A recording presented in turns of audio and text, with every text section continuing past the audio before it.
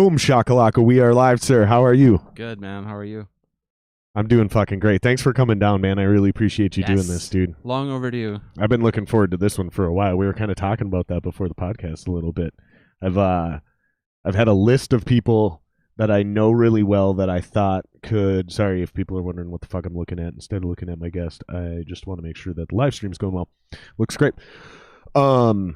I had a short list of people that I knew I could probably get to do it, but I also knew we were going to be extremely fucking hard to get because not of willingness or anything, but sheer scheduling. And you were one of those people where I was like, I didn't even reach out at first, you know, because I could see clearly on social media you're doing shit. You're like here, you're there, whatever. And so finally it was like, all right, I can get these other people on first. Let me fucking just, I'll pull the John trigger down the road. So. Introduction, John Gensmer, former drummer of, well, technically there isn't a new drummer of Epicurean because Epicurean's not doing anything. So technically you're still the drummer of Epicurean. Sure. Signed to Metal Blade back in the day. That was a huge thing for our scene here locally to have one of us on the Metal Blade. And yeah, it was fun. We'll get to that here in a little bit. But yeah, you're still drumming. You're still doing the thing. Fucking kind of just tell people a little bit about yourself other than the headlines that I just hit, man. Honestly, just living life as dad, and I got 2 little girls at home. And how old are they now? 10 and 6, and they're both dancers. 6. Jesus Christ! They're like competition dancing, so it's like another mortgage payment. It's insane. You just got a dog though, right? Yeah. Okay, so you have at least, and it's like a boy. Years. No, girl. Oh, Hannah. so you're the only dude in the house. Yeah. Well, do you even have a cat? Yeah, I have a cat. Percy, he's the boy. The only reason I even say that with any hilarity in my tone here is because my grandfather had 3 daughters and then married my grandmother who had 3 daughters. So there was 7 women in the house and just him. And then when my mom split from my dad, my aunt also split from her husband. So our family get-togethers for many years were me, my 2 female cousins, my mom, my 2 female aunts, and my grandmother. Because my grandpa was always sitting in the fucking chair reading, dude. So you're just constantly, and then Rogan jokes about it too, just like, and that's what I was kind of getting at. Do you feel more in touch with your feminine side? I guess I kind of have to. Not by choice. Not by choice. That's funny. Do you want a son? Or are you done? Well, I have a stepson. Okay. So, but he's an adult, so he's a grown-ass man. Yeah, he's exactly. He's a grown-ass man, lives... That's backwards, buddy. You don't want to do that. Good looking out. Gotcha. It's worth having you on the podcast just for that. Just for that fucking 50 cents I just saved.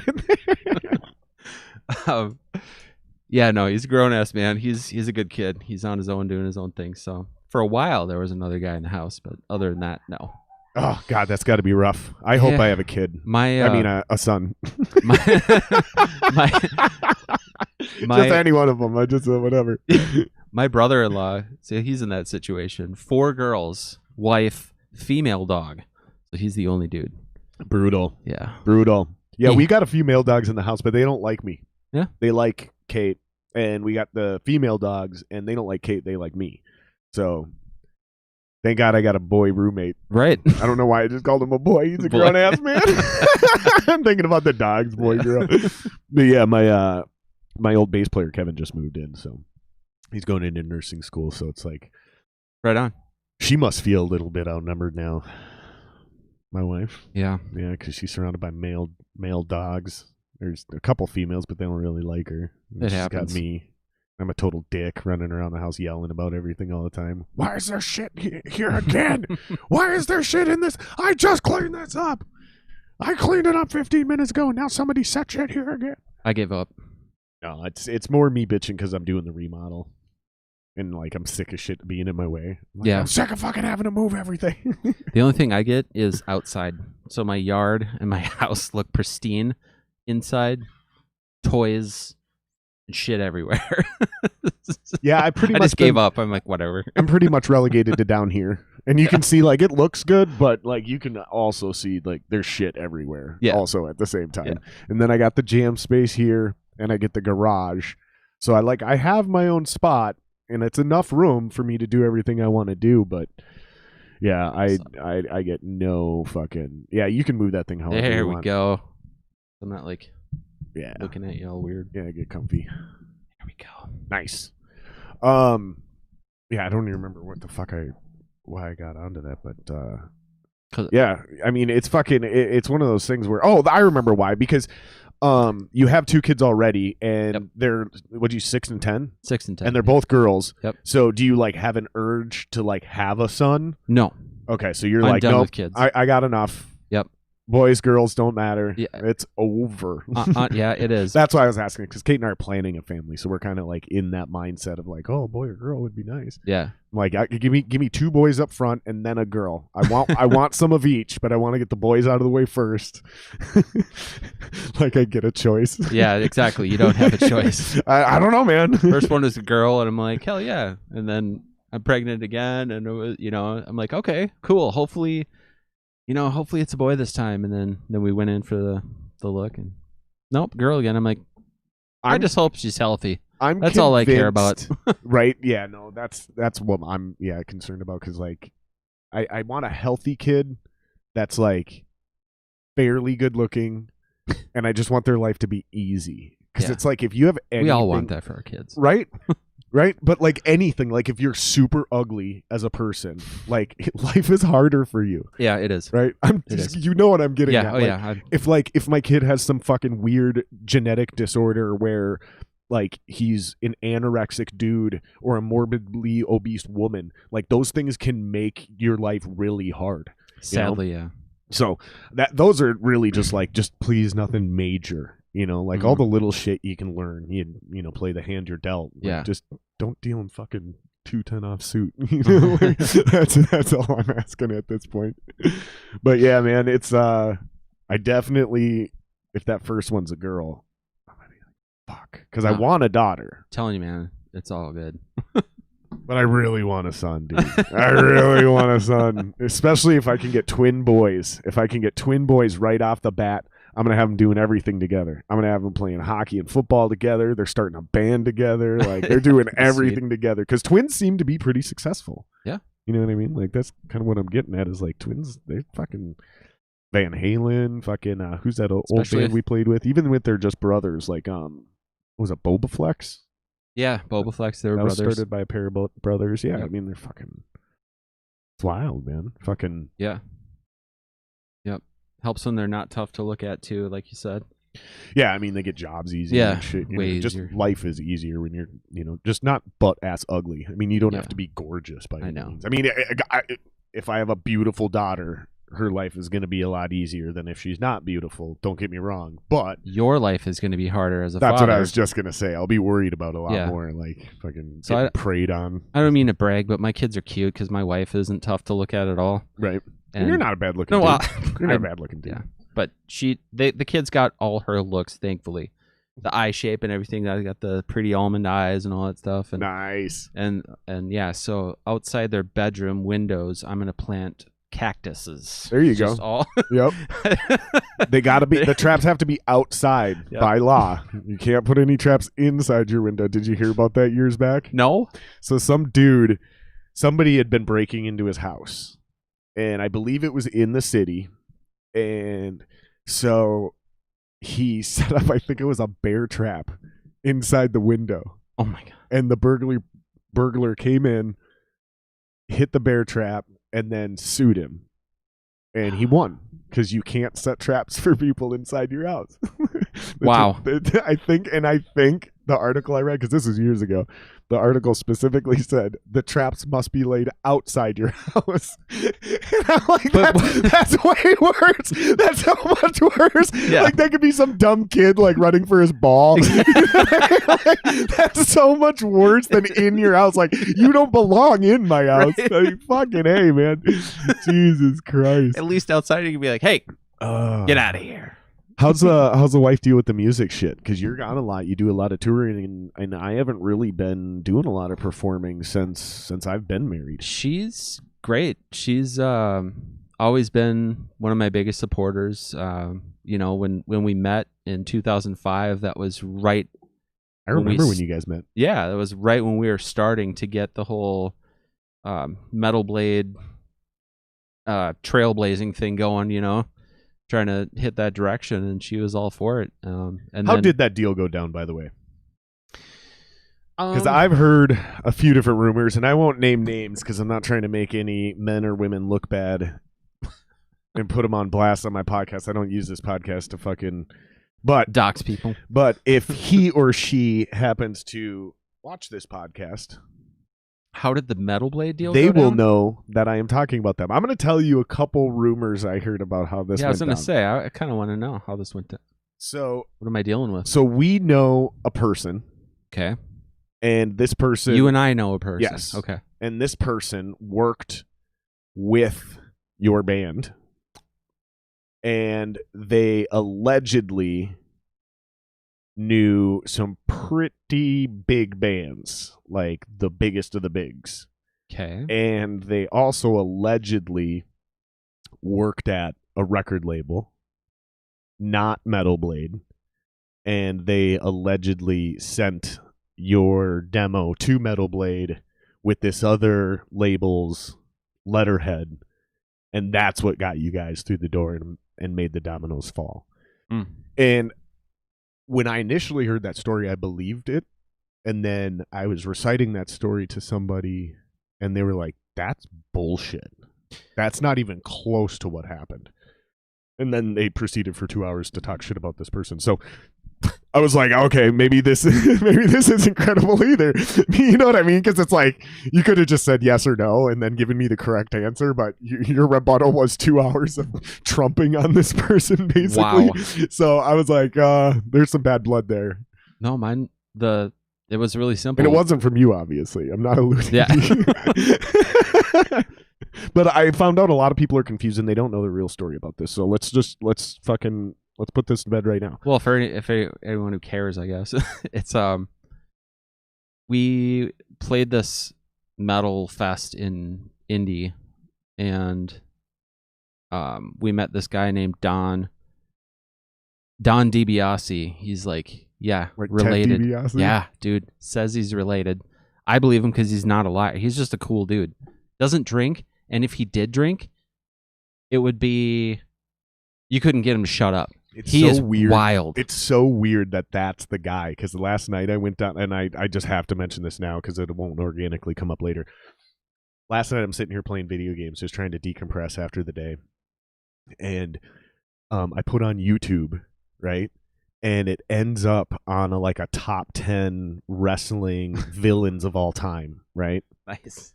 And after that, it goes into something from the NWO. And it sparked my memory. White or red?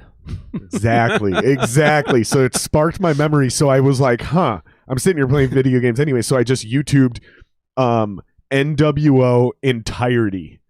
And somebody has taken every fucking clip, snippet of the NWO appearances, fights everywhere, and put them into a playlist on YouTube. That I was up till 4 a.m., dude.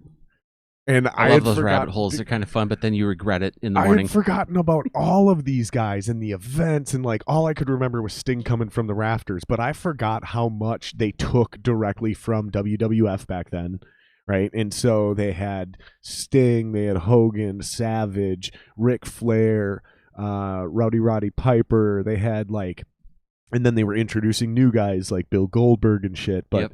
But fucking Ted DiBiase was there financing, allegedly in the script. He was the financier of the NWO, and dude, it was it's definitely not the same anymore. And that's not just nostalgia. These were different athletes. They were really good at faking the fight, and it wasn't all about just jumping off the top rope like it is now, right? It's just everything, even the characters are so over the top in WWE now. I glance across it every once in a while just because, I don't know, it's part of our culture, you know? What's more American than fucking pro wrestling? You know what I mean? So... But it's just not the same. There was something really cool back then. The chaos, the fucking dude. 90s, dude. I was all about wrestling in the 90s. It was so great. So it's just so weird that you bring up that name, the DiBiase name. The DiBiase connection. I'm not even sure I would have remembered that last name. I would have been like, that sounds familiar. Do I know him? You know what I mean? Like, that's what. But no, just last night I happened to be watching wrestling videos. So I'm like, as in Ted DiBiase? Like, get the fuck out of here. What are the odds, dude? Like, it's so weird. Okay, so anyways, you meet Don DiBiase. Meet Don. Allegedly and believably related to Ted DiBiase. Correct. Yep. So we met him, and he had this hookup. He was working with a guy who was managing bands, and he signed us up. And yeah, we had to come up with money so they can do their promo thing. They shop our demo out to all these other labels, and then Metal Blade, they bit. They were like, "Hey, this could be cool. It's a little different." And then then we just worked on what the terms would be. And so is this before or after the HM management? That was HM management. So Gotcha. that was Don introduced us to HM. Yeah, so because HM booked you for a long time. Well, it seemed like a long time. Yeah, it was kind of managing and trying to get us on little tours until we ended up getting with John Finberg. Why do I know that Signed name? because he's all over social media right now about what a prick he is, what a douchebag he is. Like, it's all over, and bands are dropping him like crazy, as if they're surprised by these allegations of him trying to exchange sexual favors from... Yeah, let's catch people up, so because people that don't know what we're talking about. Okay, so there's been another Me Too, and this one... Yes, exactly. There's been another a serious Me Too, like not just like a random one, like not one of these like fake allegations. Like this one's serious. Yeah, and this is your former booking manager. Correct. Yep. And so this is great because people have talked about this shit for years and said, well, how did these guys get away with it? How come nobody says anything? From your personal experience, why don't people say shit more often? Or do they, and nothing happens anyways? I'm going to say they do and nothing happens. Okay. So how this last one, like how it blew up and finally came to light, is I think someone from Metal Sucks magazine just finally rolled the dice with it and was like, you know what? Screw this guy. I'm gonna make this story happen. So I don't know.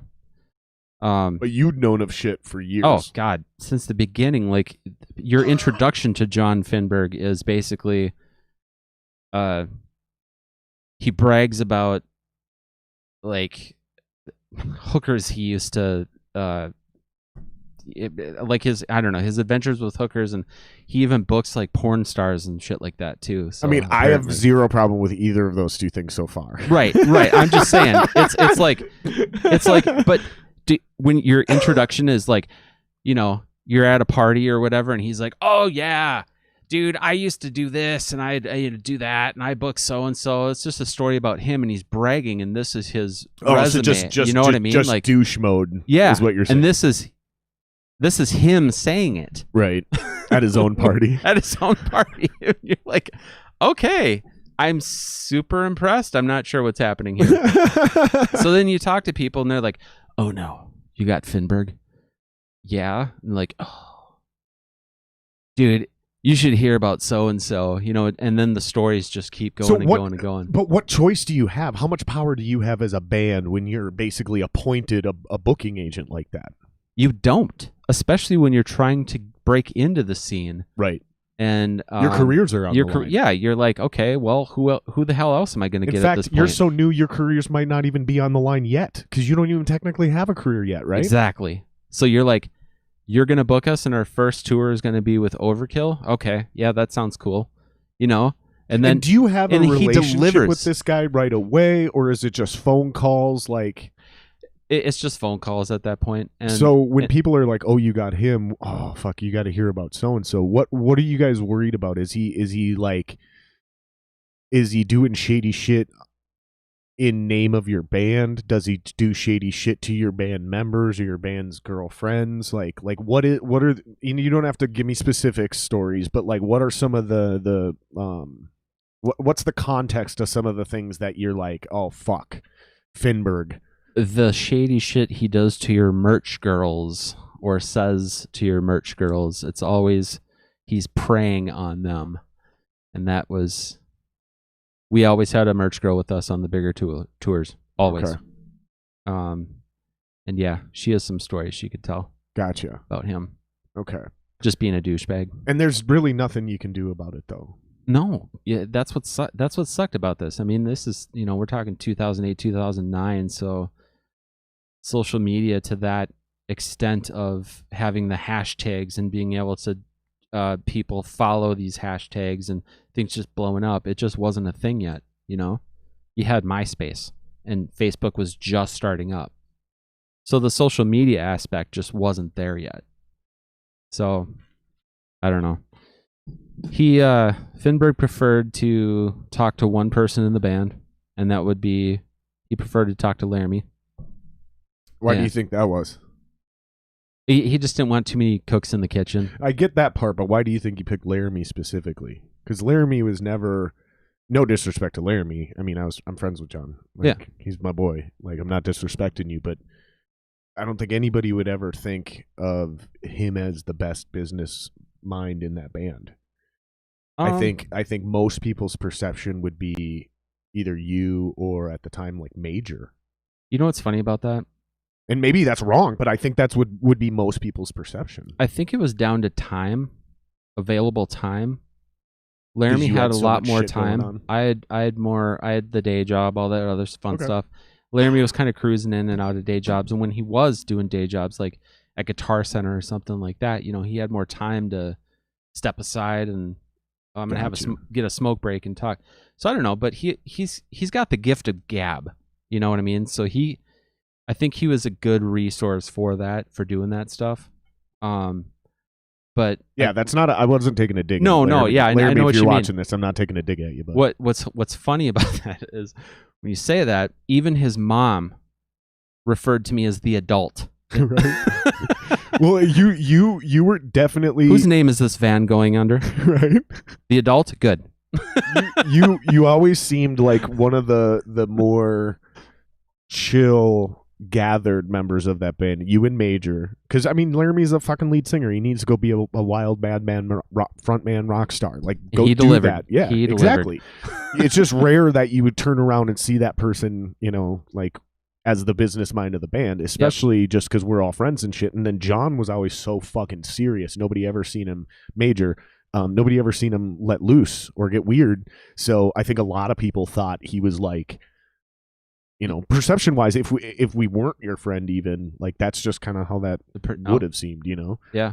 Because I mean, and then again on bass, you guys rotated people in and out for so long before Eli finally stuck. Yep.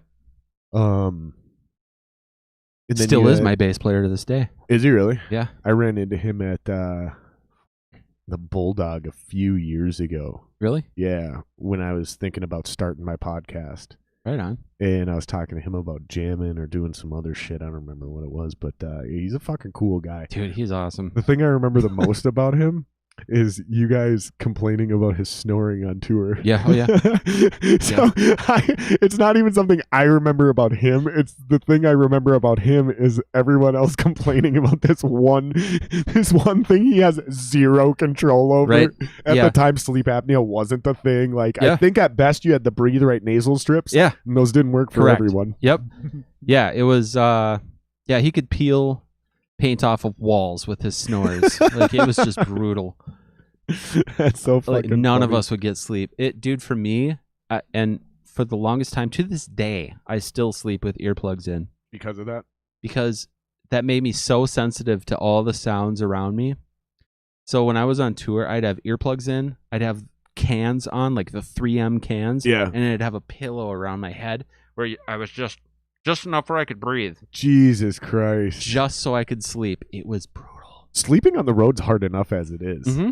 if you're a sensitive sleeper, which you may or may not have been when you started touring, but I don't even remember, to be honest. It's wild you're able to sleep with earplugs. I've tried it in the past because I had a girlfriend who snored really bad, and I remember trying to You don't hear that often. She did, man. She snored really bad, and I tried putting in earplugs, and they would come out in the middle of the night. Like I'd roll over, and weird. and all of a sudden I'd like wake up, hear her snoring, and I'm like, "What the fuck?" And I'd touch my ear, and there's no earplug in. I'd look around, and it's like on my pillow. Huh. Yeah, I don't know what it is. I don't really understand it. Plus, go ahead. Oh, I was gonna say I had the problem where it took me a while to get used to the earplugs. I'd have to put them in, and eventually a few hours later I'd wake up because the like my inner ears hurt. Right. So I'd have to take them out. Yep. And then just by then I'm so tired anyways. I'm still kind of in the I have fallen asleep haze. You know, that it's like, all right, I can do this. Yep. Yeah, because Dime Euphoria, I mean, that band toured, but I never really toured with them. We did a lot of Weekend Warrior shit, and Rain was a notorious snorer. But I never had to sleep in the van with him. And when we got hotels, I never had to share a room with him. Why? Thankfully. What made you so special? Jeremy and Rain always bunked together. They were bunkmates. Okay. That's just what it was. Like, so you just had enough hotels where that was a thing? We just always got 2 rooms. Oh. We always got 2 rooms whenever we did a Weekend Warrior gig. And it was just something I always negotiated. And it wasn't always a hotel room. It was, here's the deal. It's like, we need a place to sleep, and it's got to be 2 rooms, right? And that was for various reasons. Sometimes we'd hang out in one, you know, and that would be like our chill area where we'd fucking be slamming beers and farting and shit like that. And then we'd sleep in the other room. Okay. Other times it was because we were fucking not going to be partying, and we all knew we weren't going to sleep, and Jeremy could sleep and tolerate Rain snoring. I would fucking literally get up and kick him in the middle of the night. So it just worked out. Like, it was never something I made happen. But when we would book shit, I would tell him we need a place to stay. That can be at someone's house, but we need 2 different rooms that we can be in without being uncomfortable or impinging on people. Or you can just get us 2 cheap hotel rooms, like the cheapest hotel rooms. They don't have to be nice. Yeah. I was shocked how often people opted for the hotel rooms. I mean, it adds minimum $120 to your fucking booking. So we could not afford that. I think we never paid for that shit. There was one time that we, out of pure desperation and survival, it was Prince George, Canada, which is way north in British Columbia. And when we arrived, and this is in the middle of January, this is how smart we were. We toured in Canada in January. Finberg. That was a Finberg tour.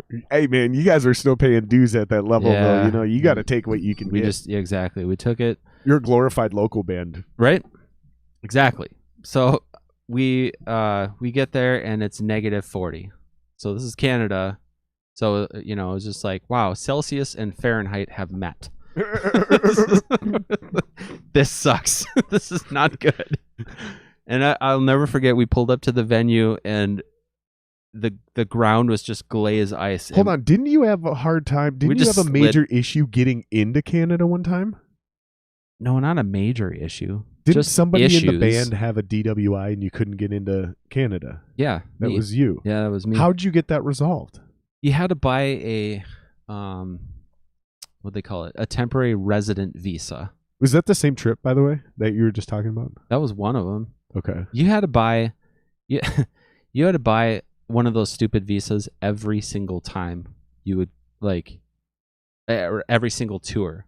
Every time you did. Unless you had a really cool border guard who was willing to sign for, okay, you're going to be entering the country at this time, and then you're going to be here again, and then you connect on this tour, so then a week after that, you're back in the country again for the 3rd time or whatever, you know. Then there were some dudes who could do that, but for us, our tours weren't often enough.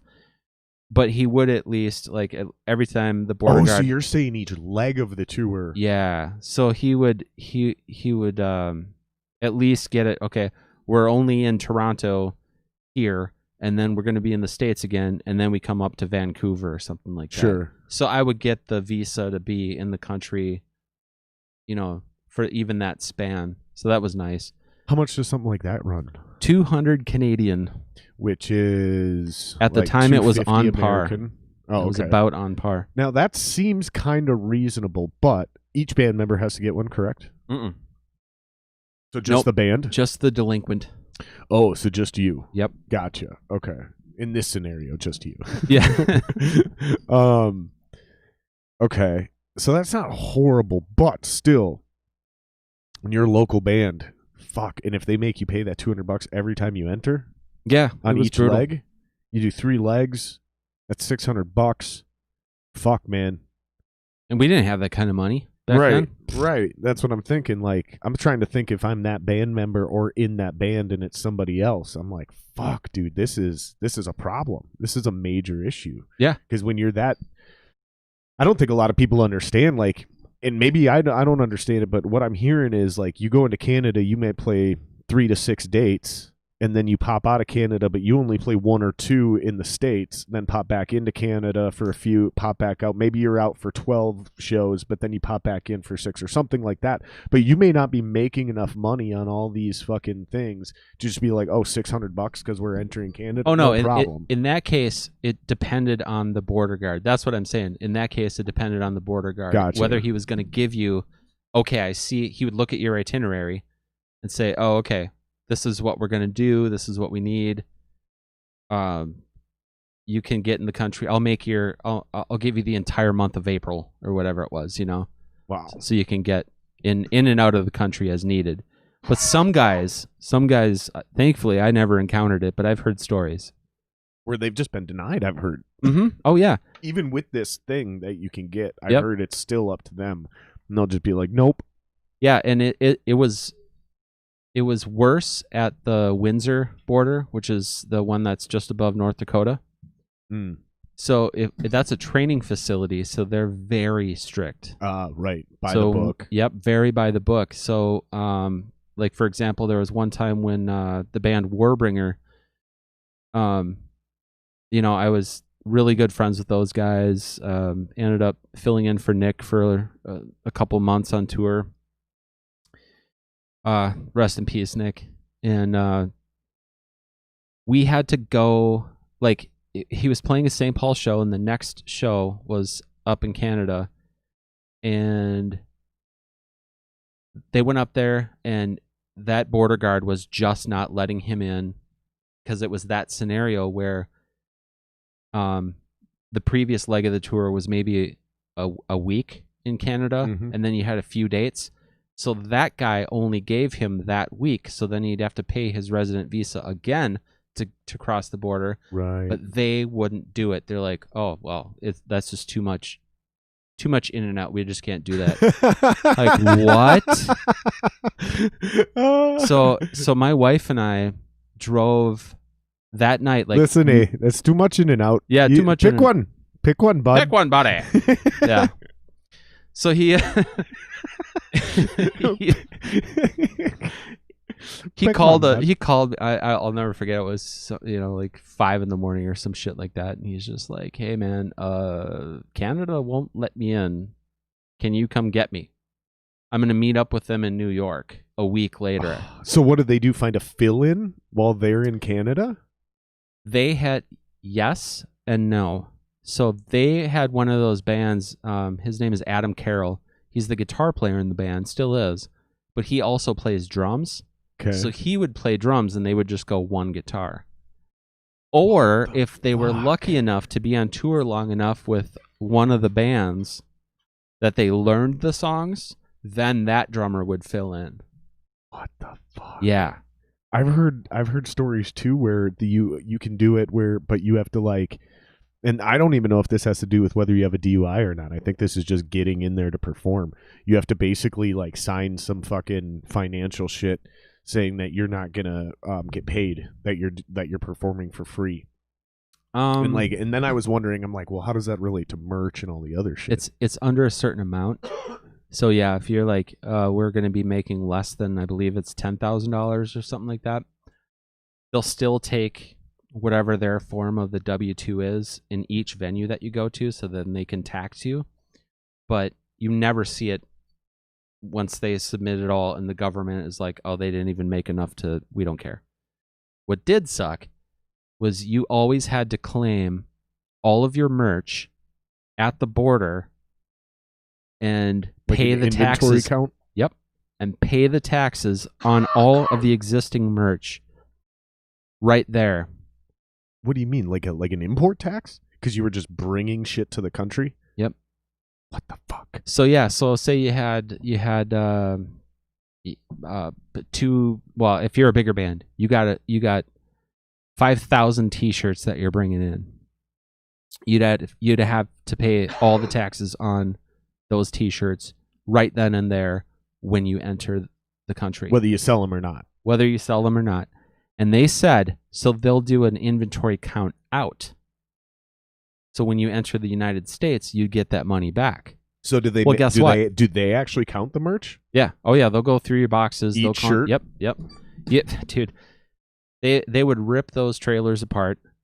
You'd see all your gear and everything just spread out everywhere, and they'd start going through stuff, and then they'd start counting all the boxes. I mean, and they probably don't put it back. No, of course not. Border checks took for a long time for some bands. For us, we thought an hour was brutal because, the delinquent is, trying to get through the border and sign my shit and hand over all my money. And but other bands, it would take them hours. So they'd have to go, like for us, we would get all the way to Detroit, but we'd stay in Grosse Pointe. And because it was a nicer neighborhood, we would just park somewhere and sleep in the van or whatever, and then take the tunnel in the morning over to Toronto. And the other bands would always leave that night. They'd do bus call at 2 a.m. or 1 a.m., whatever it was, and they'd go immediately and cross because they knew they had at least 4 hours at the border, and then they'd have to be at the venue to check in at noon or 11 or whatever it was. Right. Yeah. So, yeah, those bands would go through that stuff, and hopefully no one from Border Patrol sees this, but a lot of bands will hide the T-shirts. They do things like stuff them in all the drums. I mean, I'm not kidding. You'll see they'll open up all the drums, the bass drums, just stuff T-shirts in them. Really? Yeah. It's just so they're not paying all the taxes because. Hey, good one, eh? But we busted you there, bud. Yeah. So now I gave that industry secret away. Well, it sounds like they already knew it anyway. Yeah, they probably are. But so they rarely, from what I found out, was they rarely do it. But the problem was they always gave you this promise. Well, you can always get the remainder of your money back when we count your merch back in. So you have 5,000. And you're coming back into the United States with 4,999. Yeah. In my band's case, yes. In every band's case, unless you're Rush or Metallica. Oh no, some of those bands, man, they did so well with merch. I suppose it was just insane. Like that is your money on tour, right there is merch. So, but anyway, when you're coming back into the United States, there isn't a Canada checkpoint where you can get your money. You start driving on this road and it says to the border, and all of a sudden, boom, you're at the United States. Where the hell do I get my money? You gotta apply and mail in a fucking waiver request, and fucking maybe in 6 years you'll get some fucking loonies back. Yeah, maybe. Yep. So that where do you even cash a Canadian check in America? So I don't even feel bad about that bass drum thing because they were scamming us. They knew it. Well, and they're so pretentious. They hold everything over us like they're better than us at everything. And it's like, you're the same. You guys have the same fucking problems we do. I'm so sick of hearing about these great Canadians. Do it like the Canadians. It's like, I know people from Canada, and they come down here for football games, and they're like, it's exactly the same up there. Like, we have the same problems y'all do. Like, some people love our national health care. Some people hate it. Some people come down here for shit. Some people fucking... Yep. It's literally, it's one of those grass is always greener things, Yeah. And, know, I personally love me being Canada. me, I'm like America. Yeah. Fuck Canada. They're a natural rival. It's like Wisconsin. I love Wisconsin, but no, I don't. I hate Wisconsin. Fuck them. Right. Exactly. The Badgers. I just can never admit that I actually like Canada. Yeah. I like the Canadian people though. Never met a Canadian I didn't like. I always liked. Yeah, I agree. My Canadian friends, all of them, still, even that I met way back on those tours, I'm still friends with them, or at least talking to them actively on Facebook. But we do agree Canada sucks. No, I'm just kidding. I promise I won't make it. I won't cut that up into a bite. No, let's not. No, I love Canada actually. I had a lot of fun there. I always enjoyed. Would you ever live there? The people. Yeah, I would. You would? Yep. See, I feel like the only way I could live in Canada is if I moved to the West Coast. I agree. Their winters aren't as brutal. Yeah. I don't think I could go farther north. I fully agree with I don't that. think I could even go to like Duluth. No. It's too far north. It's too far north and all the hills. Dude, the hills, the ice storms that come off fucking Lake Superior, man. Nope. Like, that's a I'm straight, firm dude. no. I'm straight, bro. I'll chill here in the Minneapolis hood. I'll fucking stay in the hood till I die before I move to that fucking ice factory up there. Yeah, no. Man. I'll stay here. Thanks.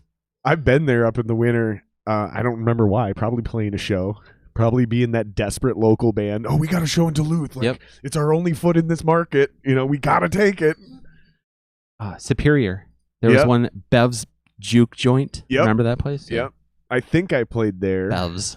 I played in Duluth a couple times, and I can never remember the name of the spot because it's not. There's a few spots, but the legit spots never did metal shows. So we always did like weird, like I swear to God, one of them was like a VFW or a community center or something like that. You know what I mean? But I mean, they were legit shows. I mean, fuck, there was 800 kids in those rooms. You know, they're desperate for music up there. Nice. I mean, a lot of big bands will go up there. You know, Aerosmith, fucking Metallica and shit. Maybe not Metallica, but fuck, they barely even come through Minneapolis. Yep, true story. They'll hit Chicago and be like, fuck it. If they really want to see it, they'll come, which is totally true. But no, they get big bands in Duluth, just like Fargo. Like you'd be surprised how big a band will be up there. Not you, the listeners. Yeah. No, I saw Slayer on their farewell tour in May of 2018 at the Armory, and then their next round in 2019 was at the Fargo Dome. Yep. And damn right I went up to the Fargo Dome to see it. Dude, I think you were the first person. In fact, I think it is. I think you were the first person I seen post on social about the Armory when that venue first popped up in town here. And I think you were the first person that said this might be the best venue in town now. Yeah. I agree. And it is. It was a few I agree months, with myself. Yeah, it was either a few months or even a year later before I finally went. And now I've been there many times for several concerts, and hands down, it is the best venue in town. The sound is amazing. The lights are killer. The layout's great. Yep. The double bar situation, quadruple bar technically, because they got the upstairs as well. Yeah. Well, I mean, that's huge. But on the lower level, there's a bar. There's like is there a bar in back? Dude, there's on the sides. There's a bar every 20 feet. That's what I'm saying. So you got the double bar that runs the length of the venue on each side. I feel like it's more like 10 bars on each side. Yeah, it's insane. I mean, it's one long bar, but sure. yeah. But okay. So there's many point of sales along said bar. Yeah, okay, there's like 10 cash registers. Yeah. Yes. And then there's the same thing replicated at the top, but the bars are smaller. There's like, I think 2 bars on each side up top.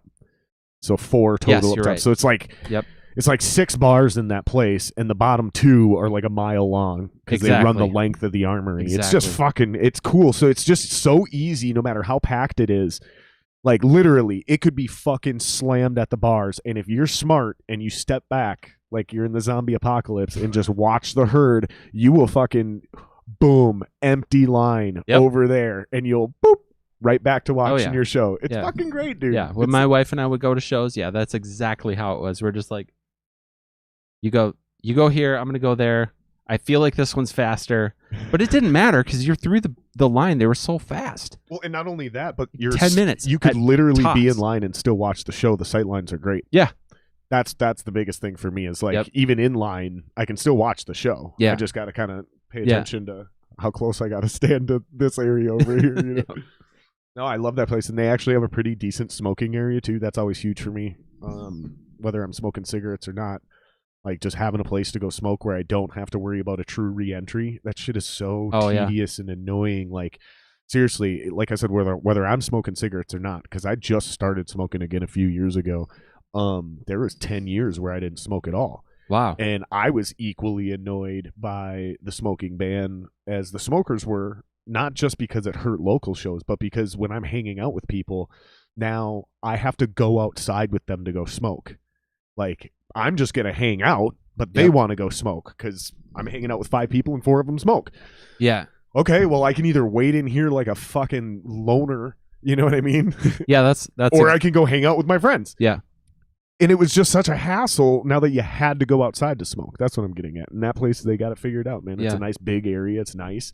And when you don't like that opening band, which is always me, there's always at least one band on the bill I don't want to listen. Like, not only is it like, they're okay, true. But I'm saying there's always one on the band where I'm like, one band on the bill where I'm like, pass. Hard passed. I'm going outside. I'll see you in 45, guys. Yeah. And then when whatever group I'm with, there's always one person that's like, nope, I'm with Jared. Fuck this band. And we go outside. Yeah. And so, like I said, even when I didn't smoke cigarettes, I'd stand out there for 45 minutes drinking beer and just chatting with people. That's where I run into all the industry cats and the scene folk from here, like friends, people I haven't seen in a long time. It's like it's like the state fair, you know? Fargo Dome is set up a lot like that too. Is it an old hangar? I went. It is. Yep. That's like the one in Sioux Falls then. I went to see Slayer with a buddy of mine from high school, and he smokes. So yeah, it was a similar situation. You know what?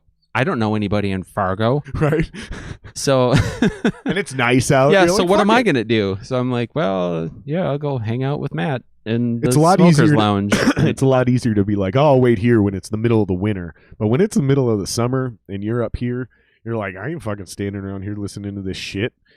I'll come outside with the smokers. You know what, though? It was November, and it was still, even in Fargo, it was nice. Really? Yeah. I was think weird. I think we've had a few of those type of winters in the last, like, probably 10 years, maybe 3 of them, where, yeah, it's like this today all the way through December, and then like it all of a sudden snows the day before Christmas, like something out of a movie. And other than that, it's fucking a mild winter. And then, God, you remember when the fucking snow would be gone in February, and we just have these beautiful marches and fucking we're like global warming's great, you know, burn more fossil fuels.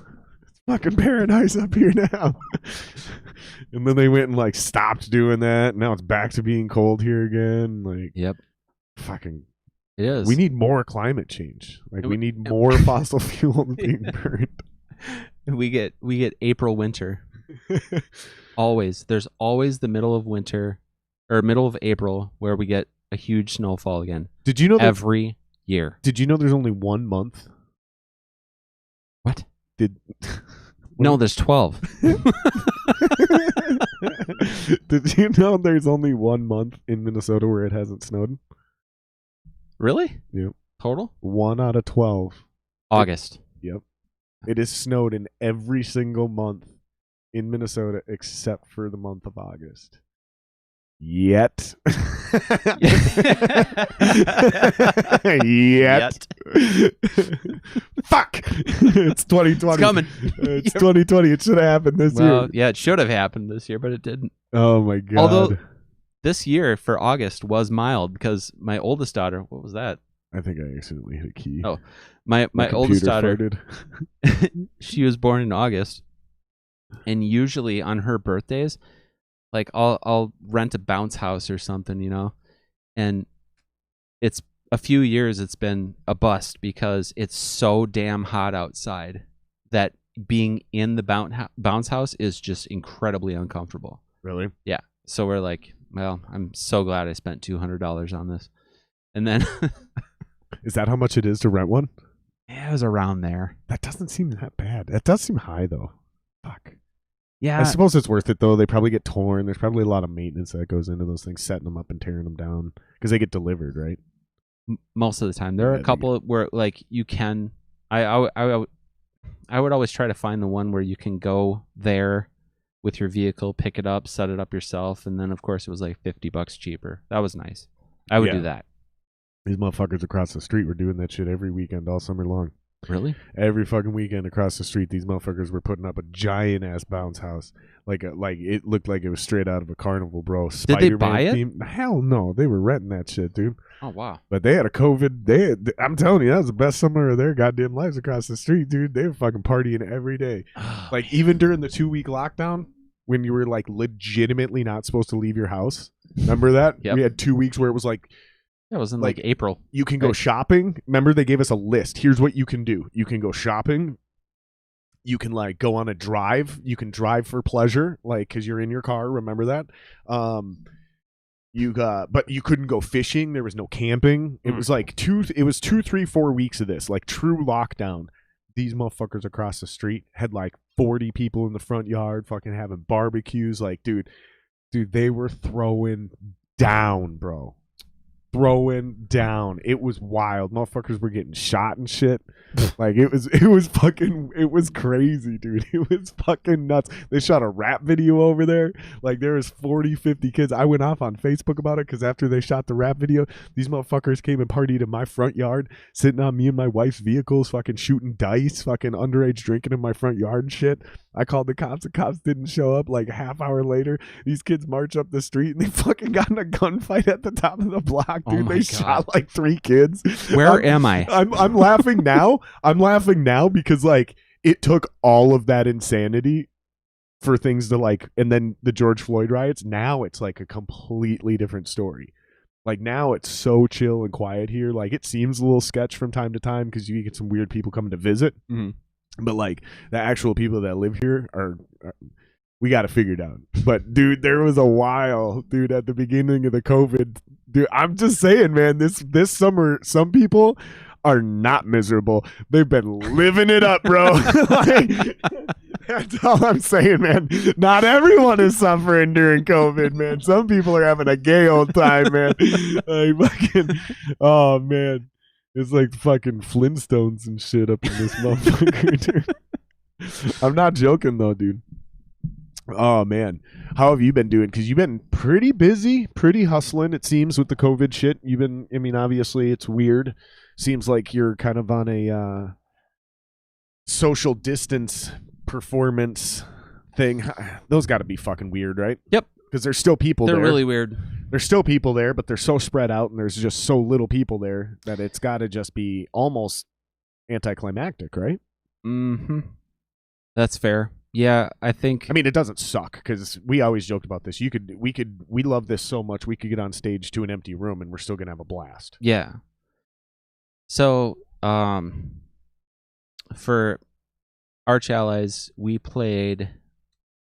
Every time we play Iowa, they're a little bit more relaxed about that. But like in early September, we played Okoboji, Arnold's Park.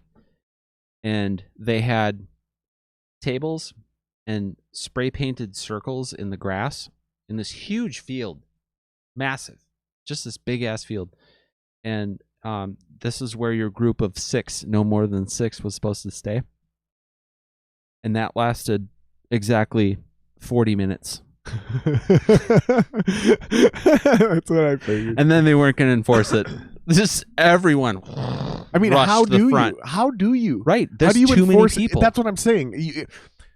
And I'm convinced that's why they didn't let us have concerts for so long. Because they were like, here's the thing is you can put all these restrictions on you want, but you're never going to actually have enough security. Like if it's just like a lone wolf that gets out of his bubble and starts roaming around and getting too close to somebody else's bubble, you'll see they'll be like straight up Minneapolis cops. You'll see 8 security guards fucking jump that motherfucker and throw him out. Yep. But when it's the whole crowd decides to say, fuck the bubble, the security guard's like, you don't have a chance. You can't kick everyone out. You don't have a chance. And you literally can't kick everyone out. Yeah. You can't. Yep. For so many obvious reasons, but mostly just logistically. Like, it's physically impossible. Yeah. And then there was a club gig that we played. We played Route 47, and there was like a roped off area, and again separated tables. And then kind of in the back though, everyone was supposed to be at their tables, but there didn't seem to be a lot of enforced distancing, because there'd be people just kind of lining up along the edge of the gated area, so it's like still completely useless. and I know Wicked Garden, we're gonna play the Doghouse, and some of the guys in that band, they're kind of iffy about the COVID thing, like a lot more than I am. And they're okay with playing the venues that I guess the Doghouse especially is, these are your tables, don't leave your tables. And they have it all like on the dance floor too. I know. Good luck. Right. Good luck. Right. And I asked about that because Kevin and I Kevin from Arch Allies, we went up to the Doghouse, and that was the first time I saw it, and I saw the tables all up front, right in front of the stage, and I'm like, do those always stay there? And they're like, yeah, we can only be at this capacity. They even have a sign-in book so that you can do the contact tracing thing in case someone does end up with COVID, like right at the door. I'm not doing that. Sign your name and your phone number. You do realize if I come to that show, I'm sneaking in the back door like I always do. Yeah, that's fine. I don't care. I don't think you or anyone else does, except the governor. I would just. Hey, dude. Nice to see you. I'm just saying, man. There's a lot to go through for a show. Yeah, I'm not doing any of that. It's I'm gonna sneak in back, and I'm gonna stay up on the side of the stage. And if anybody asks me, be like, "Who are you? What are you doing here?" I'm gonna be like, "I'm their manager." It doesn't matter which band's on stage. I'm just gonna point and be like, I'm their manager. And then the next guy will come up an hour later. Who are you? I'm their manager. And then somebody will confront me at the end. So whose manager are you? All their managers. Yeah, I'm everyone's manager. Everyone's manager. That's I just need someone to back me up on that. And then our booking agent will be there. I need one person. Our booking agent will be there. Oh, Finberg? No, Love that guy. No. Wicked Garden. So Greg Apsey will be there. He'll be like, "Hey, what's this? I'm their manager stuff. Who the hell are you?" I love Apsey. And then I'll just be for him. I'll be like, "Don't you know who I am?" Dude, if you don't know who I am, you don't deserve to know me. And then just walk away. No, that'll get me kicked out. Yeah, that'll for sure. Nah, I would just tell him. I'd be like, "Oh, it's just total bullshit. It's just my line." I'm the drum tech. Yeah, right. I don't think I've ever teched for you. No, I've offered a couple times, but you always had it covered by the time I got to you. Yeah, I mean, if I needed one. Otherwise, mostly.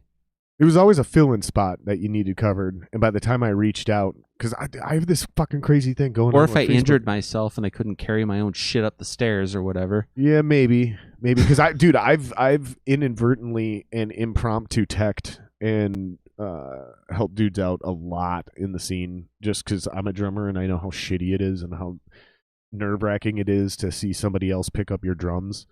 And then you're being rushed off the stage. So it's like, I'm a drummer. I know how to handle these things without dinging them and shit like that. Like, even if it is a road kit and it's already got dings, even if you're one of those guys who thinks they make more character, fine. But you still don't want some asshole dropping your fucking thing from a 6-foot stage because he fucking tripped on a chord that he didn't see because he doesn't understand what it's like to be up there. Yep, that'll ruin it. And I'm not even talking about, like, our actual techs or roadies. I'm talking about, like, the random people that come up on stage, not like fans and shit. I'm talking like there'll be like a new stagehand who's interning for the monitor sound guy, and he just grabs some shit and it's like, what are you doing? Yeah. Oh, we got to get you unloaded. And like, you're new to the area, new to the venue. You don't want to tell this guy to fuck off. Set my fucking shit down. You can't do that. You'd be like, be careful with that.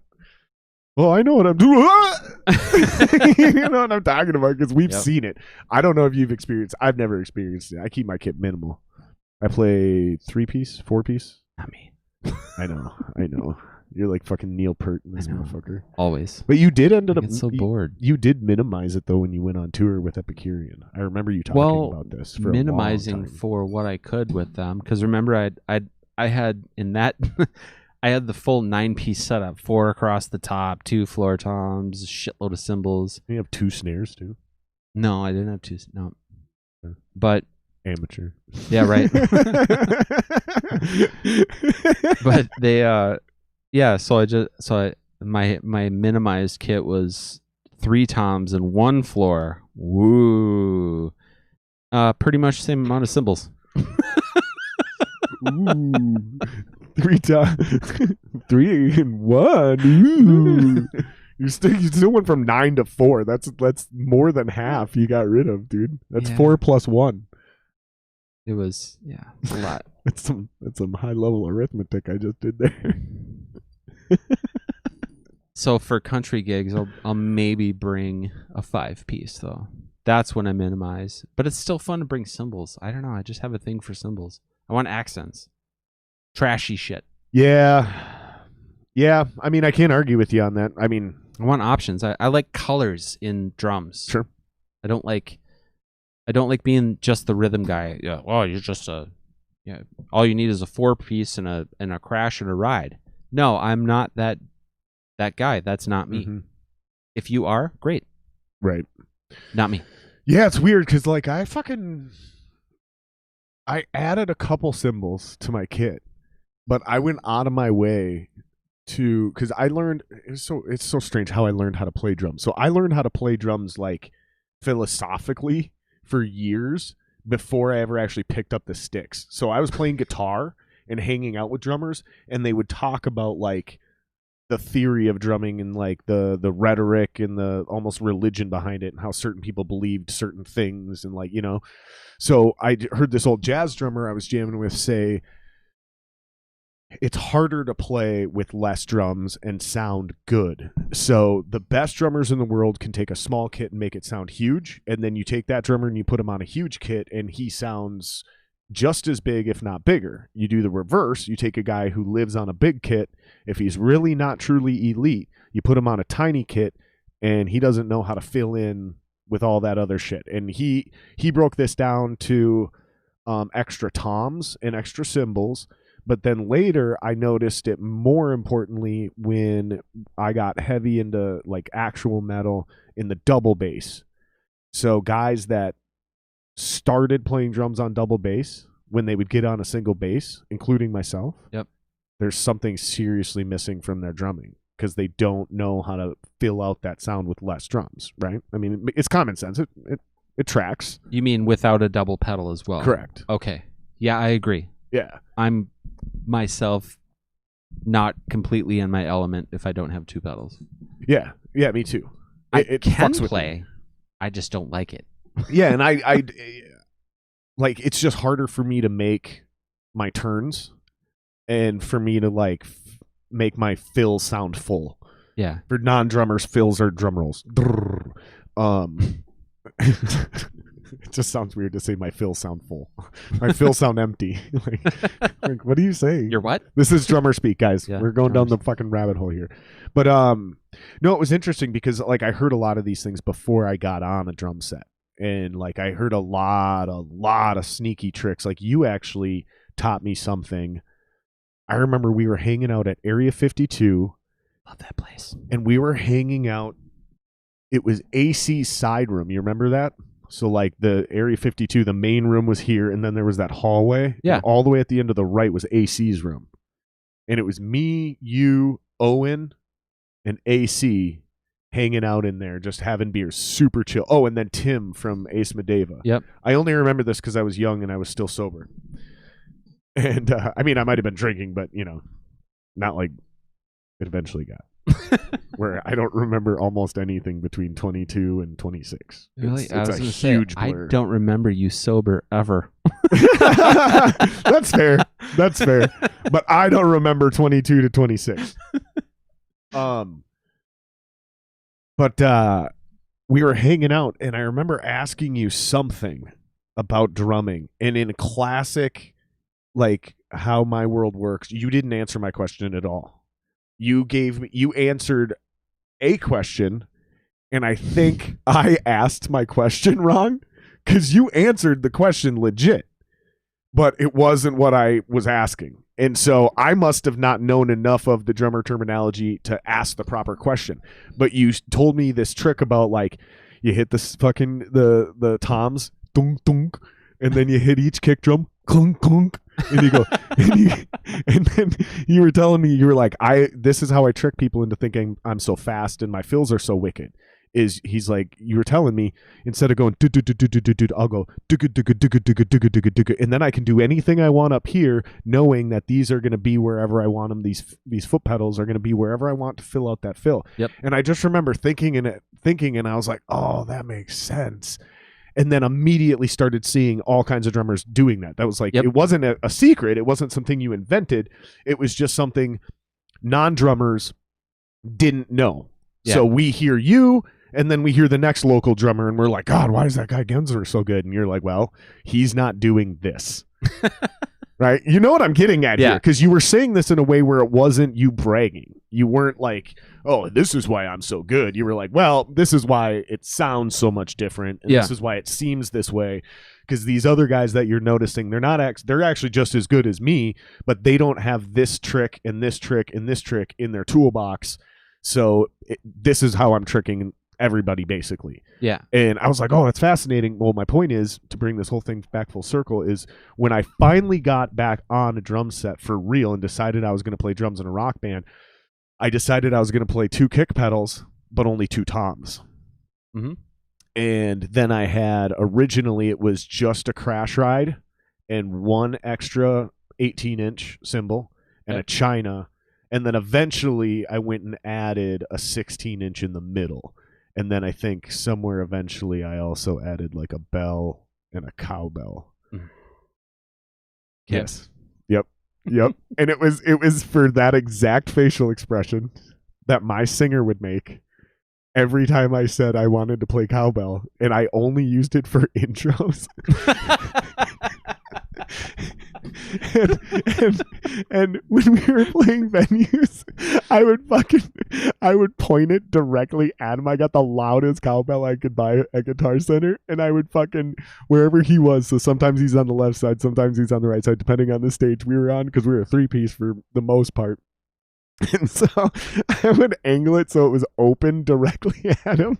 And I always had an extra stick that was like the 2B. A tree trunk. Dude, and I swear to God, John, I'd have my real sticks in this hand, and he's so concentrated doing his job, and I know how much he hates this fucking cowbell. And he refused to allow me to put it in a song. So I was like, okay, bitch. You're going to wish you let me put this motherfucker in a song. Gunk, gunk, gunk, gunk. And then I'd throw the stick. Gunk, gunk, gunk, gunk. Throw the stick and teach myself how to like drop one like this and then crash and then just be able to go right into the song, because I needed to hit that thing so loud. And every time he would start the song, and he would just turn around and he'd fucking look at me like he was going to murder me. And the best part is, I play without glasses or contacts when I'm playing drums, because I just don't need them. So I can't actually see or give him the validation that he knows. Or that he knows I know he's mad. I only see him turn around and look at me, and I'm already rocking out like, fuck you, bitch. You should have let me put it in a song somewhere. I had so much fun fucking with those guys on stage. I used to take drinks of water and spit it at John from behind. Because you remember I used to do that shit when I was a singer? Yep. I'd take drinks of water and spit it at my band members and shit. I'd spit it on fucking... Pat's China cymbal in the bowl, and he'd hit it and it'd crash under the lights. It looked really cool. It's just cheap tricks and shit. But when I was a drummer, it was much more satisfying, because I just spit on those guys from behind my kit. Dude, there's so many little things, because I got little snippets hidden on the internet that I won't tell anybody about. And if you search my name, you won't find them. But if you know like what show to look up and you know the right keywords, there's plenty of videos of me out there. And every once in a while I'll go check them out. And dude, fuck the lockdown from COVID. The public perception. Let's say everything got turned on like a light switch tomorrow. People are so fucking weirded out by it socially that like people will flip out if they seen me spit water at a band member now. You see what I'm saying? Yeah. All right. I'm following. You see what I'm saying? Like back in the day, like you'd see some crazy shit like, and I don't know if this is literal, but like I'm just going to make up a hypothetical. I wouldn't be surprised if they did this, but like Jeremy and Kyle are playing in Relevance on stage and fucking Kyle's chewing gum and Jeremy walks over and grabs it out of his mouth and starts chewing it. Like, you know what I'm saying? Like, I don't think they actually ever did that. I wouldn't be surprised if they did, but those kind of weird things. That like, does not sound like something they wouldn't do. Right, right, exactly, right. But those kind of things, like, man, even if your band members are cool with it, that'll freak people out in the audience now. And not everyone. Yeah. But there's going to be enough people where that'll be a thing now. Yeah. Like, oh, is this proper now that, you know, we understand COVID's not a thing anymore, but should we be like this loosey-goosey? And it's just going to be a weird thing. Like, I don't think people have even started to think about how the recovery will happen. They're just like, oh, it's going to be over soon. Or they've completely resolved to like, this is the new normal. You know what I mean? Like, it's going to eventually go back to something else other than this, but I don't think it'll ever be the same again. No. Yeah, you're right. It won't be because we're always going to have COVID. It's just part of our world now. And just like H1N1, you know, we had that and then they had the vaccine and everyone, you know, whoever wanted to get it would get it. And then, you know, you get the herd immunity and whatever, and plus everyone else get their vaccine. But it's just always going to be there. Someone will catch it, but then it'll be easy. At least the spread and the ability to get away from it will be a lot easier. But I think it's always going to be a factor for quite some time. Well, and that makes sense on that specific disease. Yeah. I'm more referring to more philosophically or globally, you know, not like literally the globe, but like on a bigger picture of just like the public perception of disease spreading. Oh, like I think this really fucked a lot of people up in the head because you're seeing people they're way overcompensating for safety. So everyone's going to be afraid of a respiratory disease at all times. I don't. Again, not everyone, you know, but I think there will be enough people out there to where like. It's another great example. Be like, there was a time where if you whipped your dick out on stage, you'd be arrested for indecent exposure. Then there was a period of time in our country where if you whipped your dick out on stage, it was like, oh, he's just a rock star. He's doing that weird thing that they do, right? And now if you whipped your dick out on stage, you'd probably be fucking Me Too'd, right? Oh, look, he just Me Too'd all these people. Look how many people he triggered in the... You know what I'm saying? Like, that's what I'm getting at is like, there'll be a difference in perception when shit like that happens. So like I have to think about this, you know, because I'm going to be getting back on stage pretty soon, hopefully. I'm like, fuck, man, like there's so many organic things about performing that like, and I'm even thinking about this not just as the performer, but as a fan as well. You know, you're standing up there front row you're a kid, right? And some fucking rock star's running around. He leans down and he just yells and he makes a cool fucking gorilla face while he's playing his riff. And, you know, maybe if you're lucky, you get a snap picture of it. If not, you just fucking like, yeah, you know, the reaching out and giving somebody knuck bumps, like standing super close to somebody. Like, man, all of those things are like huge things that are like making people angry right now. I think if we have a vaccine, say by spring, I think people are going to adapt quickly to the idea that we can be together closer again, just like it was in the before, I like to call it. That's great. It makes it sound much more like we're in a TV show. Right? I like it. It's in the before. Yeah, in the before. So I don't know. I just feel like we're all gonna adapt to it. And I guess the example where I think of kids, they adapted quickly because they had to. They didn't know any different. This is our reality now. And then some cities around here, they're back in school. You know, you got to have the mask and there's certain protocols, but you're not going to get those kids to not want to play with each other or you know, just like get out, just like, you know, mess with someone real quick in the hallway or whatever. That's not there's no way you're going to stop that from happening. So I feel like as soon as that little I guess inconvenience is lifted from their lives, I kind of hope that we will do the same thing. It's just going to be like, oh, thank God that's over. Let's just get back to the way this was. I mean, I think the majority of people will do that.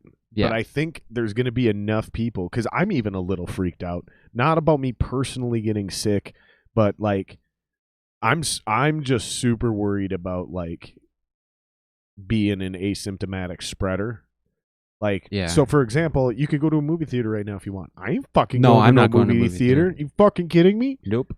Like, and maybe I'm a little bit more freaked out about this than I should be, but I don't think I'm overdoing it because I'm doing this podcast and I'm having people over. Right, here we are. Right. Did we measure? There's about 3 feet. Yeah, we're iffy. We're iffy. You can call the governor if you want to. Timmy the Tyrant's got my number. I called him and chewed his ass out for the I really did. You did not. Yes, I did. Yes, I did. I didn't talk to him. I talked to his aide. Also, Ilhan Omar chewed her ass out. And Mayor Jacob Frey chewed his ass. I called each one of these motherfuckers. And in fact, for 2 of them, I didn't trust the aide to take the notes, right? Because she's like, I could just take a message. And I was like, this is going to be a long message.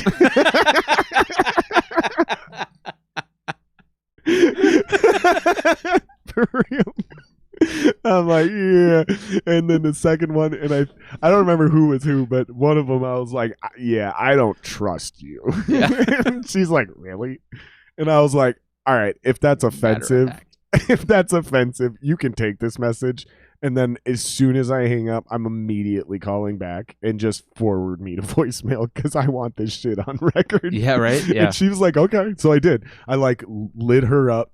And then she was really cool about it. She took, I still don't think she wrote a goddamn word down. No, of course not. And then I called back and she sent me to voicemail and I timed out that voicemail. You remember when you're like 14 and you called a girl and left a voicemail and it was like, your message has exceeded the time limit. And you're like, fuck! Yeah. You either just like send it and then call her again and leave a second one, or you like delete it and try to shorten it up. Yeah, I was just like, yeah, that's good enough. And I just left it. And then I called the fucking mayor too. Because I was furious that because of COVID, they've made it passively, indirectly would be a better word. They made it indirectly near impossible to get a conceal and carry permit in a reasonable amount of time. So like, it's actually extremely hard to buy a gun in Minnesota, period. And then it's not the easiest thing to get a conceal and carry permit, but we still allow it. It's very simple, not complicated. But per COVID, you have to make an appointment to go submit your paperwork now. You used to just be able to go down there and just submit it. And then they take a full 30 days and like, you're good to go. Now you have to make an appointment. Well, I made an appointment. I got my cert a while back. I was supposed to go down August 6th. I accidentally double booked myself. And so I was going to be like 20 minutes, half hour late. So I called them and I was like, hey, I'm running late. Can I just still show up? And they were like, nope, you need to make a new appointment. I was like, cool. Can I sneak in like an hour or two later? Like, did somebody cancel? And they're like, nope. Our next available appointment is October 14th. October 14th. I got my shit back in July, right? I'm not going to be able to even submit my application until October 14th, and then they will take the full 30 days to send it to me, which basically means what I'm getting at is between the end of the world on November 4th or 3rd, I need to somehow survive 11 days in the wild. 11 days in the apocalypse without a legal gun permit. I'm not going anywhere for 11 days. We're stocking up on canned goods and rice. I'm holing up, bro. I ain't going anywhere till I get that fucking permit in the mail. That's when it's all gonna come to a head. Democrats versus Republicans. Just all I said is either open up more facilities or allow me to go file this at a different county. Like, it's fucked up. You make me go to a Hennepin County, but since I'm in a city, it's impossible. Like, let me drive 2.5 hours to another county. Seriously, I'll do it. Like, I should be able to go get this done today. Because you're passively and indirectly infringing on my rights. Like, you're saying, no, you have the right to do this, but you're making it next to impossible to file this paperwork in a timely manner. I understand how extreme that sounds, but these are extreme times. And, like, we don't have a great police presence in Minneapolis unless shots have already been fired. So it's like, then you get an army of cops as soon as shots are fired. You literally get, like, the fucking entire 27th Battalion. It's ridiculous. But I don't even know that I want to, like, run around carrying. I really don't, because I already took the class. And, like, when you take the class, you're like, man, if you shoot somebody, whether you legally have a gun or not, you're definitely going to jail. Oh, and yeah. You're definitely getting charged, and you're definitely going to trial. Yep. Like, just because you have a legal gun permit, even if it's justified, you still have to go through all of the shit. It is an anomaly for you to shoot somebody in the state of Minnesota and not be charged. Yep. Like, it's an anomaly. Well, no matter how justified it is. Yeah. Well, yeah. Unless you're a cop. Then you can shoot just about anybody you want without any repercussions. That's true. Yeah. I'm talking about civilians. I'm talking about regular, average, everyday Joes who have a CNC and they're fucking. And then all my cop friends now are just like, oh, that motherfucker. Hey, don't lie. Don't lie. You may be a cop. I got my aunt's a cop. Yeah. Fucking, that's fine. If I piss you off, well, here's why I piss you off, because you know that shit's true. If it wasn't true, you would laugh at it and be like, this fucking idiot. Right. Like, come on. You know what I mean? Yep. Like, you only get mad at shit that strikes a nerve, because it's like, fuck. Exactly. The truth is all y'all ain't like that. Like, that's the truth. Yep. Like, it is Agreed. just bad apples. But the problem is the system is built to protect the bad apples, and that's what we have an issue with. Because what I want is, if a cop shoots somebody, I want them held to the same standards I'm held to. Yes. Meaning they're immediately arrested, even if it's justified at first glance. They're immediately charged, even if it's justified at first glance, and they are put through an actual trial, even if it's justified at first glance. Why? Because that's what they do for us. Exactly. And that's why Bob Kroll can go to hell. Yeah, he can eat my fucking ass, dude, for real, because that shit's pissing me off. Dude, I have cop friends who are like, oh, I stand by Bob Kroll. I'm like, how the fuck can you stand by Bob Kroll? I'll tell you how. I'll tell you how, because they're probably legitimately good cops, and they're going, no, dude, like, he has our back. Yeah. He has our back. So, because they get a lot of frivolous complaints. They get a lot of frivolous and bullshit police brutality complaints, and they're constantly having their jobs threatened when they're being good, normal cops. Like, criminals are not reasonable people. So I understand it from both sides. But when the former police chief of Minneapolis and the current police chief both say that he's a piece of shit and impedes so much progress doing this or that, that's a problem. Well, and there's nobody that has more power than him. That's another problem. That's the other problem. Yeah, the police chief, the chief doesn't have more power than Bob Neither Kroll. does the mayor. That's the thing. Is we can't remove this guy from his position because he's elected by the cops. Yep. And then that's the thing. John and I are not making like an anti-cop defund the police argument. We're saying that. No, because earlier you were saying there was gunfight up the street and. Yeah, and they didn't even show up. There's little police presence. Earlier, I'm like, is my car going to be okay out front? Yeah, you're fine. But you know why your car's fine? You know why your car's fine? because they know whose house you're at. Yeah. The block's gonna protect that shit. So when some shady motherfucker comes walking up and eyeballing your car and fucking gets a little too close, somebody will pop out and be like, "Hey, shorty, walk on." You'll be like, "All right, sorry, bro. Beautiful. Yeah, because they know, they're like, "Oh, he's with Jared." Like, I don't have cool. anything in my car. It's just the principle of the matter. It just nice. looks nice, right? It's just like nice. nothing in there. And You're that don't be matter. very disappointed. In Minneapolis, dude, the most random cars are getting stolen by teenagers just to go for a joyride. Yeah, that would suck. Like any car. I'm surprised they haven't stolen one of mine. Fuck, dude, they're just sitting there. But no, here's what I was trying to say though, because I don't want to waste the whole podcast on a police rhetoric, but there is, I think, is what we're both saying is that the defund the police thing may be worded horribly, but it's not complete insanity, and almost no one is actually talking about getting completely rid of all cops. I say that shit jokingly, but it's a joke. Right. Like the fact that I even have to say that bugs me. Right. It's a joke. Like anybody who thinks there should be zero cops is a fucking insane person. Yeah, they're completely out of touch with reality. Right. Like it's just not possible for there to be zero police presence. I'm sorry, there's just not. And I'll tell you why there's not. Rapists, child molesters, and people that kidnap people, both adults and children. That's the three reasons why. That's why we need them. Period. End of story. You're right. Regular home invasions. Most of us can defend ourselves, especially if we're armed. Cool. I get it. Fair. Is what we're talking about is the way the city police, and it's not just Minneapolis, it's the city police are set up to where somehow, and we're not attacking the cops themselves as people, right? Right. We're saying that this institution and the union that backs this institution and the man that heads that union somehow have gotten into a position of autonomy where they can't be held accountable. And even when we know something goes wrong, like, so let's say police officer Johnson fucking beats the shit out of a pregnant lady and is fired from the force, Bob Kroll will go to bat and be like, nope, appeal it, boom. 6-9 months later, motherfucker's back on the force again, and then he beats up another woman. And then it happens again. And it takes way too long to get rid of the bad cops. Exactly. That's what we're trying to say is we want to have the bad cops held accountable right away. Right. And there's two things preventing that. First of all, the union. Yep. Which neither one of us are truly anti-union either. No, I'm not. And then number two, it's the guy running the union. Exactly. Because he refuses to back down on anything. He will not compromise at all. And no one can fire him.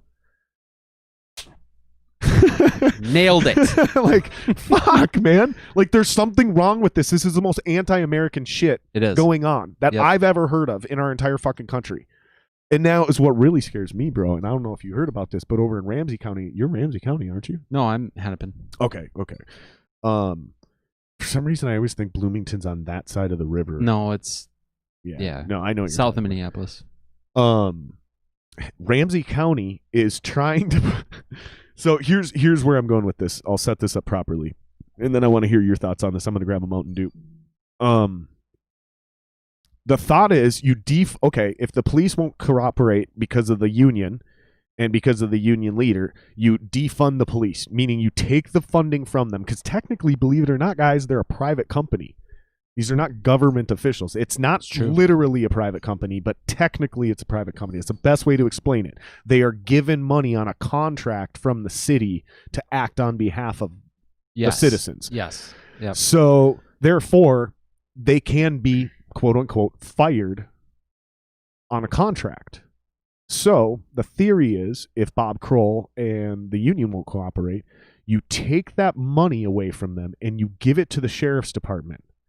For two things. It forces the good cops to have to go reapply, and now they're working for a sheriff.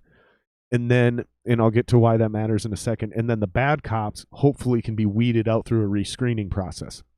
Now, the sheriff's office suddenly has way more money to take on these extra cops, to rebrand the old police cars as county sheriffs. Okay. And the reason that's supposed to matter is because the sheriff is an elected official. And he appoints all the deputies. He hires them directly. So if you have corruption in a sheriff's department, you elect a new sheriff. He fires all the bad deputies and hires good ones. Like there's literally hundreds and hundreds of movies written about this exact concept. Yeah. It's actually, and it's happened, which is why there's so many movies written about it. Specifically westerns, actually. But even in old city fucking shit, like old New York and Chicago shit, before they even had a real police, even when they just had sheriffs and shit, same thing. Well, here's why this is fucking scaring the shit out of me, is because Hennepin or Ramsey County has on their fucking docket for their next council meeting to move the sheriff's office to an appointed position instead of an elected position. That mayor and that group of motherfuckers over there are like, yeah, we're going to defund the police. So all they're going to do is they're going to take money from one organization and then and the reason this matters is because, again, what I said, if you have corruption and police brutality, the citizens don't need the mayor or anybody else to hold the sheriff accountable. They just vote him out. Exactly. Unless it becomes an appointed position. Then it turns into the same exact fucking problem that we had in the city police, and we no longer have any right to representation amongst our law enforcement, because that's the only thing we got, right? The only thing you truly got is the sheriff's office. The FBI, the CIA, all of that shit's federal, right? On the state level, you got city police, state troopers, all that kind of shit. None of those are voted positions. It's just your county sheriffs. That's all you got.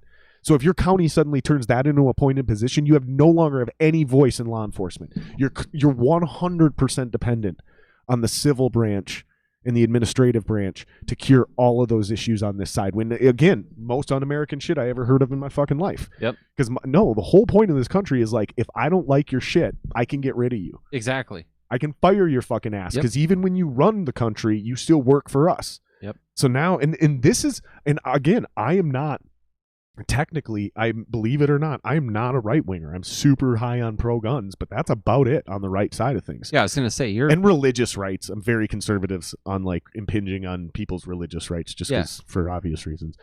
But is what scares the shit out of me is when they talk that rhetoric about doing all these things, like getting rid of our voice in that. Because now all of a sudden we're turning around and we're hearing rhetoric of the right side suddenly not sounding insane, where they're like, no, these lefties are trying to turn it into a communist nation. And it's like, that sounds insane until you look at this exact example, because removing your power to vote for your law enforcement is not American.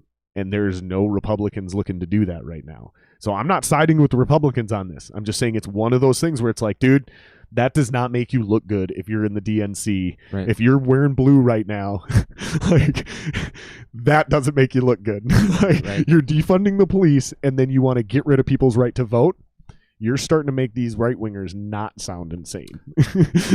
You know what I mean? Like, oh, dude, the whole thing just bugs the shit out of me. God, yeah. And we don't have to keep wrapping up, but I am curious as to what you think about that. Like, have you heard anything like that going down? Like, how's Bloomington dealing with the defund the police shit? Like, is there any of that kind of shit going on down there? As far as I know, there is no defunding at all. Yeah, there's nothing at all.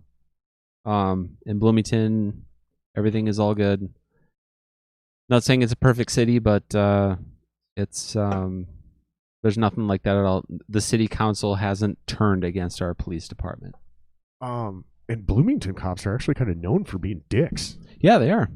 Like, like anybody from Minnesota, they're like two of the most notorious police departments. Not like we're not talking brutality. Maybe we are. That's not what I'm talking about. But like, don't fuck with the cops in Bloomington or Burnsville. I have a new respect for Bloomington police based on, and I don't want to get into the specifics because this might turn into a legal matter for myself, but I have an issue in my neighborhood, and my the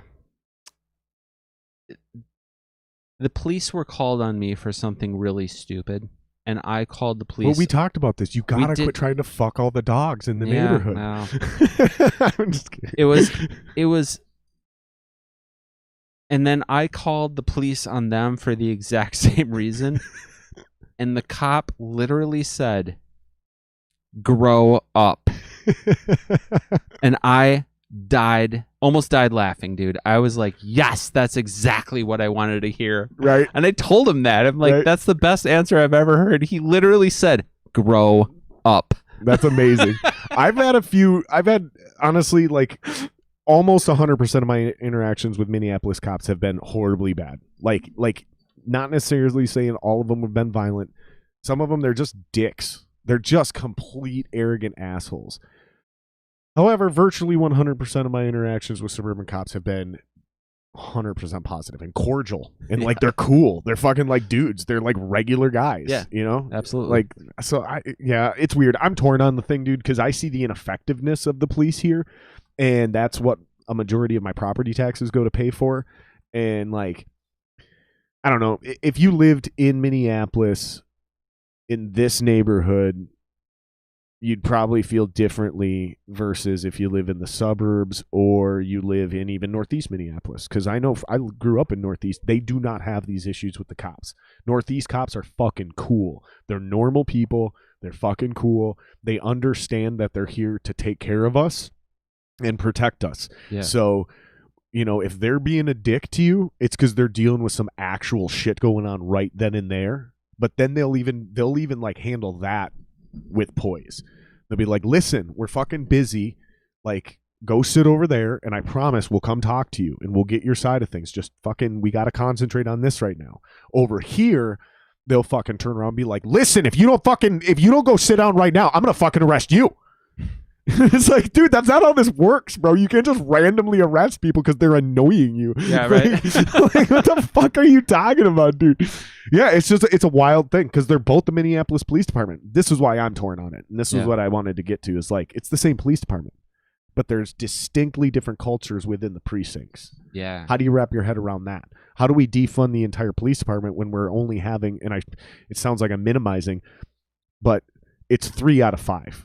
Because 2 of the precincts, like the one in Uptown and the one in Northeast, they don't have these issues ever. Right. It's North Minneapolis, downtown Minneapolis, and that one in South Minneapolis. I think it's the 5th precinct, the one they burned down. No, that was 6th. You sure? Yep. Thought we only had 5. No, we got 6. That one is 6th. I'll take your word for it.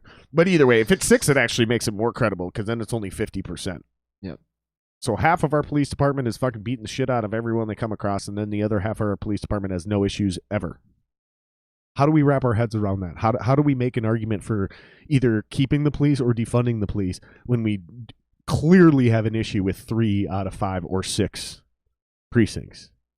So I guess just kind of wrap this boring ass subject up is like, people are like, it's actually here's the thing is it's actually gripping. It's a gripping topic because it's chaos, you know. And it is. Fucking, I just get sick of talking about it, but it's way more nuanced than just like getting rid of the cops or defending the blue. Like all of it's so much more. Like you said, you got family and friends that are cops or whatever. Like almost everybody knows a cop, and almost no one knows a bad cop. Mm-hmm. You know what I mean? Like most people, if they know a cop, they're like, well, he's cool. And so they think all cops are cool. We just got to figure out a way to reevaluate that fucking institution. It's fine. It's absurd. Dude, we've already been going almost 2 hours. Hell yeah. How long you want to go? How much time you got? I got to pee. I got to take a leak too. Let's do commercial break. We don't have a commercial break plus we're live, but you know what I can do? You know what I can do? Play some music. I can, and I will. Do you have any unlicensed Epicurean we can play? Or is it all still licensed through Metal Blade? It is, but it's not going to matter. If you go to... You don't think they'll flag us? Nah. I bet you they'll flag us. Nah. I'll dispute it through YouTube, and I'll just tell them that you're in the band and you were here promoting your own music.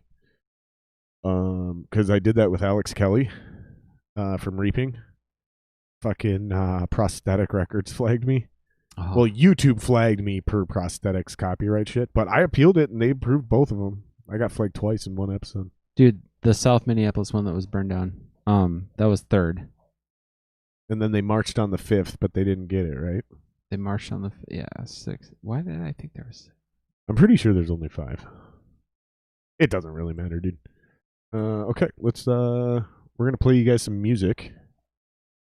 Yeah, you're right. And we're gonna take a leak. You're right, because the sixth precinct, according to Twitter, Yeah. I don't know why. I don't know why I was thinking that was the sixth.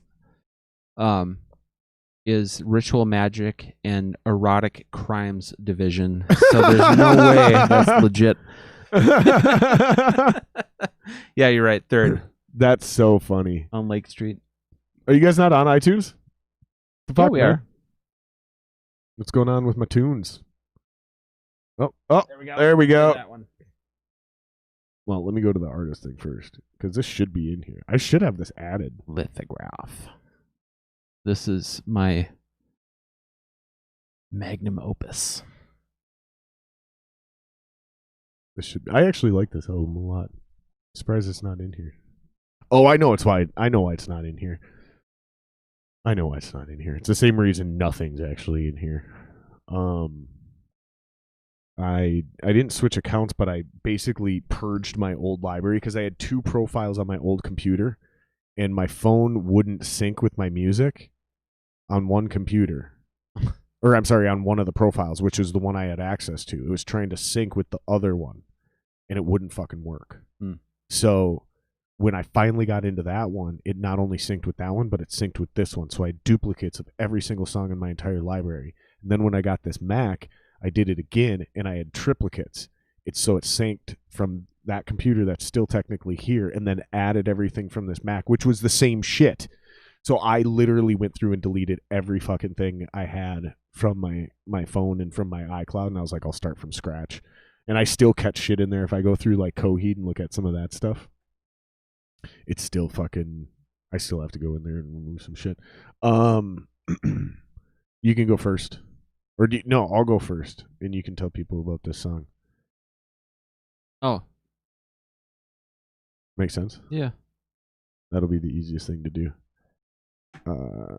You can prep them and tell them. Is there like a story behind this song? There isn't really. There isn't. It was just It'd been a lot cooler if you genius said, yeah. writing. I know. Well, okay. There, I guess there is. There's. We had I'll be right back. an original album written of a consequence of design, and we recorded that with Ari, who is now the guitar player for. Oh my god, can't remember the band. I don't know. Anyway, he was in Dystrophy, and now he's in some other band. But we had to record for Metal Blade. We had to do 2 more tunes, and so we went into the studio with Don, and we remastered some of the other stuff. We did trigger samples for all the drums, went over everything, just so it all sounded a little bit more cohesive. And then re-recorded 2 songs, and one of them was Lithograph, and the other was Darkest of Days.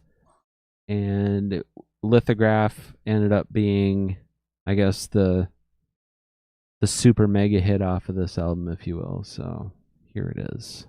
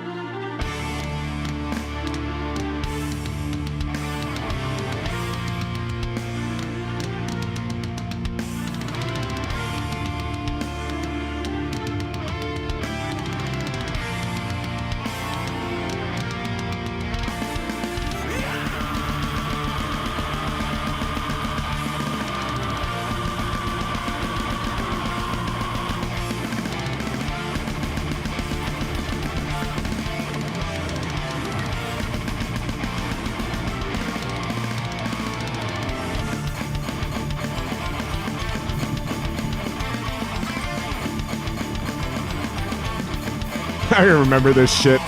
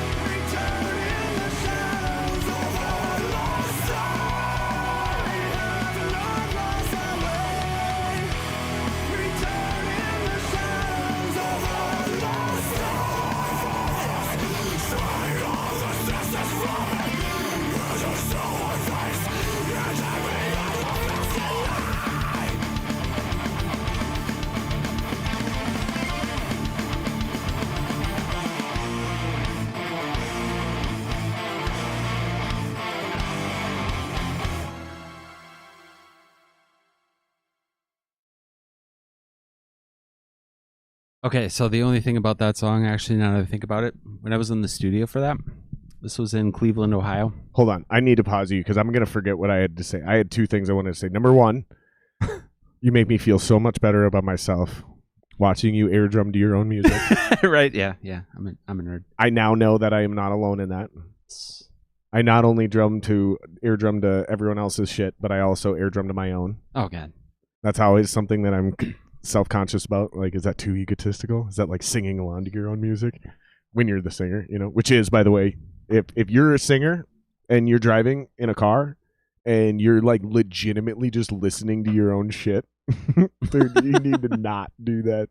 Like, it's different if you're working on music. If you're like trying to utilize your time and be efficient, you're working on your part or practicing singing, like you're physically practicing, like those are different stories. But if you're just like listening to your own music that you wrote and like listening as a fan to your own lyrics, dude, you're fucking weirdo.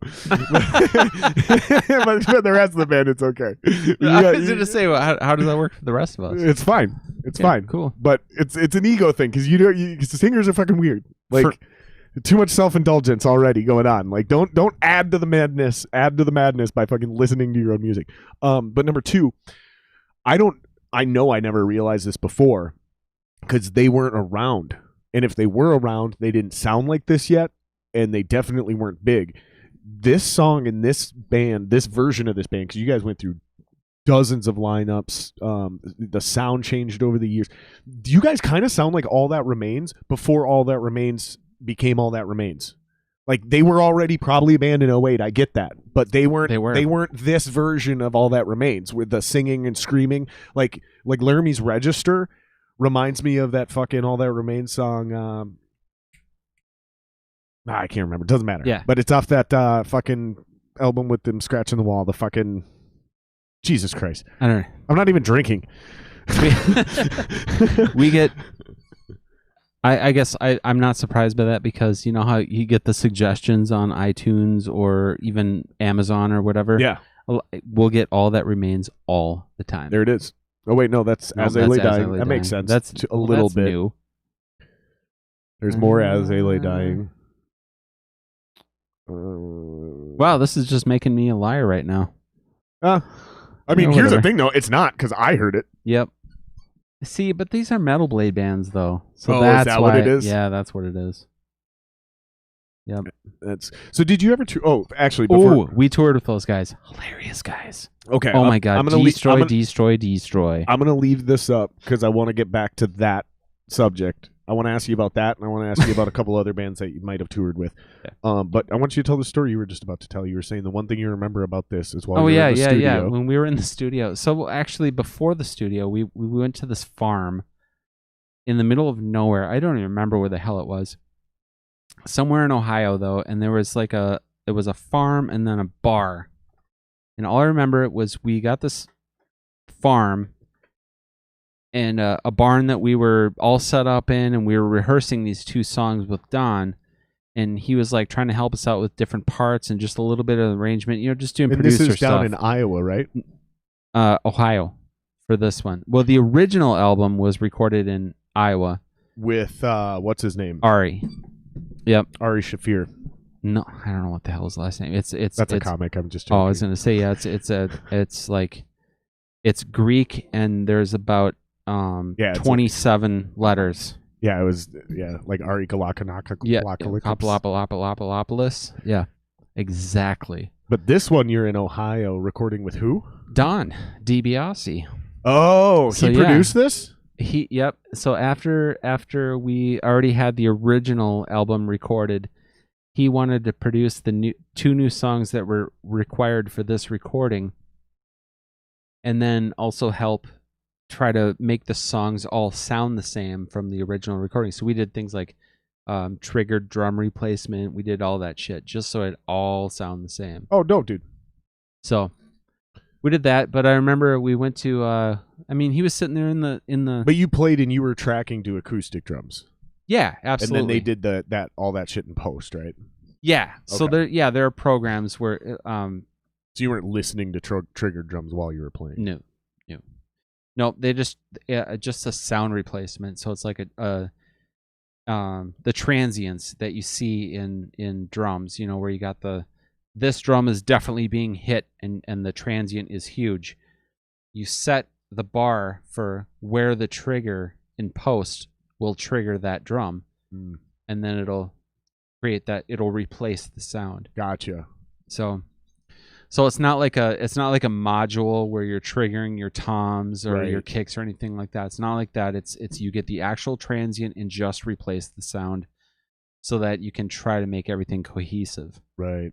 So that worked well with this. And that was, God, that technology was,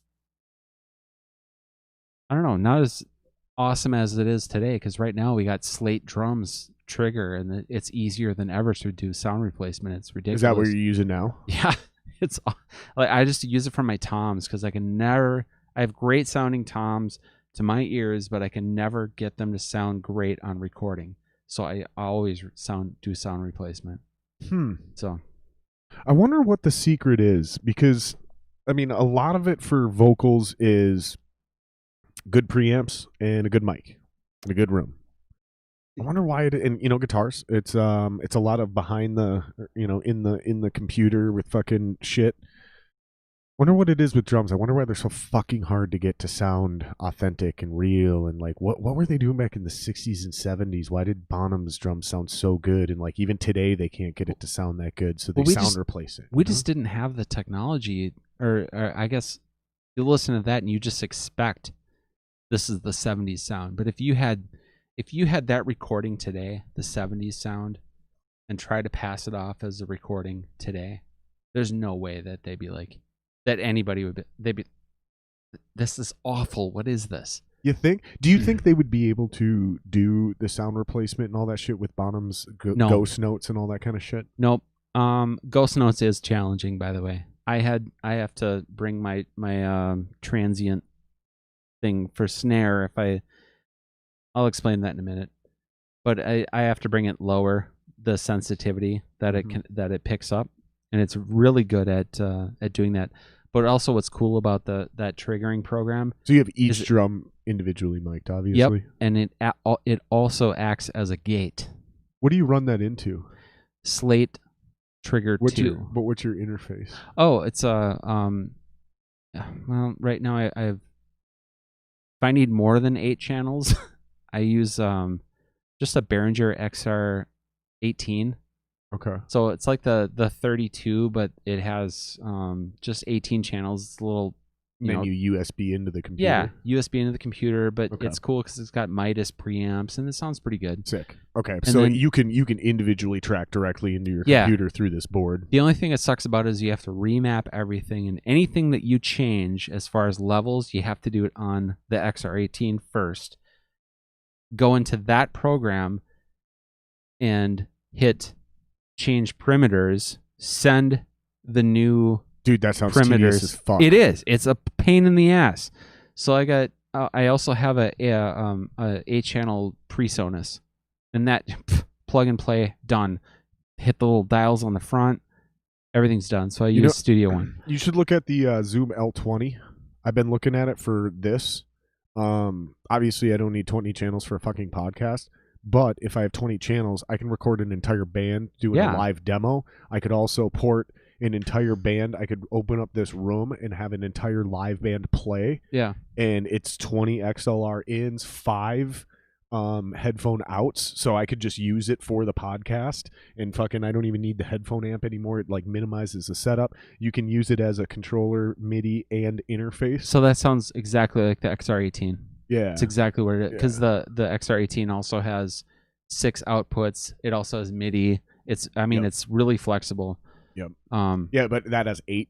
You said? No, 16. Oh, gotcha. Or 18 technically, but you use 17 and 18 for your monitor outs. Monitor outs. Yep. You just remap it so they're monitor outs. That's cool. Yeah, it's How much does something like that run? And who makes that? You said that's the Behringer. Behringer, yeah. Okay. It's Behringer and Midas. They're kind of so. What does Behringer cost? Married now. The Behringer version costs, I think, new is like $600. Oh, okay. So it is a bit cheaper than the Zoom then, because the Zoom I'm looking at is, I think it's like $1,000. Yeah, so if you get the Midas version of this, it's about $1,000 as well. But Which isn't that fucking insane? How It's- cheap it is to get something that quality that can do all of that shit for $1,000 now or $600. it is, yeah. But what I like about the Granted, we probably Behringer got version, $3,000 computers. Yeah, right? You know, we spend that money in other places, but still, the Behringer still has the Midas preamps. They're the same company. Like, oh really? yeah, like Midas bought Behringer, or vice versa, one of the two. I don't know what it is, but if you get a Behringer X32, which is a live console that a lot of people use, or versus the Midas, there's little difference between the two.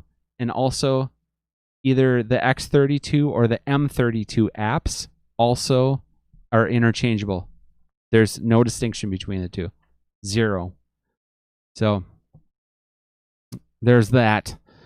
But anyway, what I was going to say real quick. That is just it is not true when you get down to this level, Yeah, though, guys. That's where I'm at if with you're- my 5-channel mixer with my in-ears. If you're starting a podcast, I get questions about this a lot because people want to start like a podcast like this, or they want to do like a music thing because, you know, we're so connected to musicians and everyone's fucking trying to figure out how to pivot now.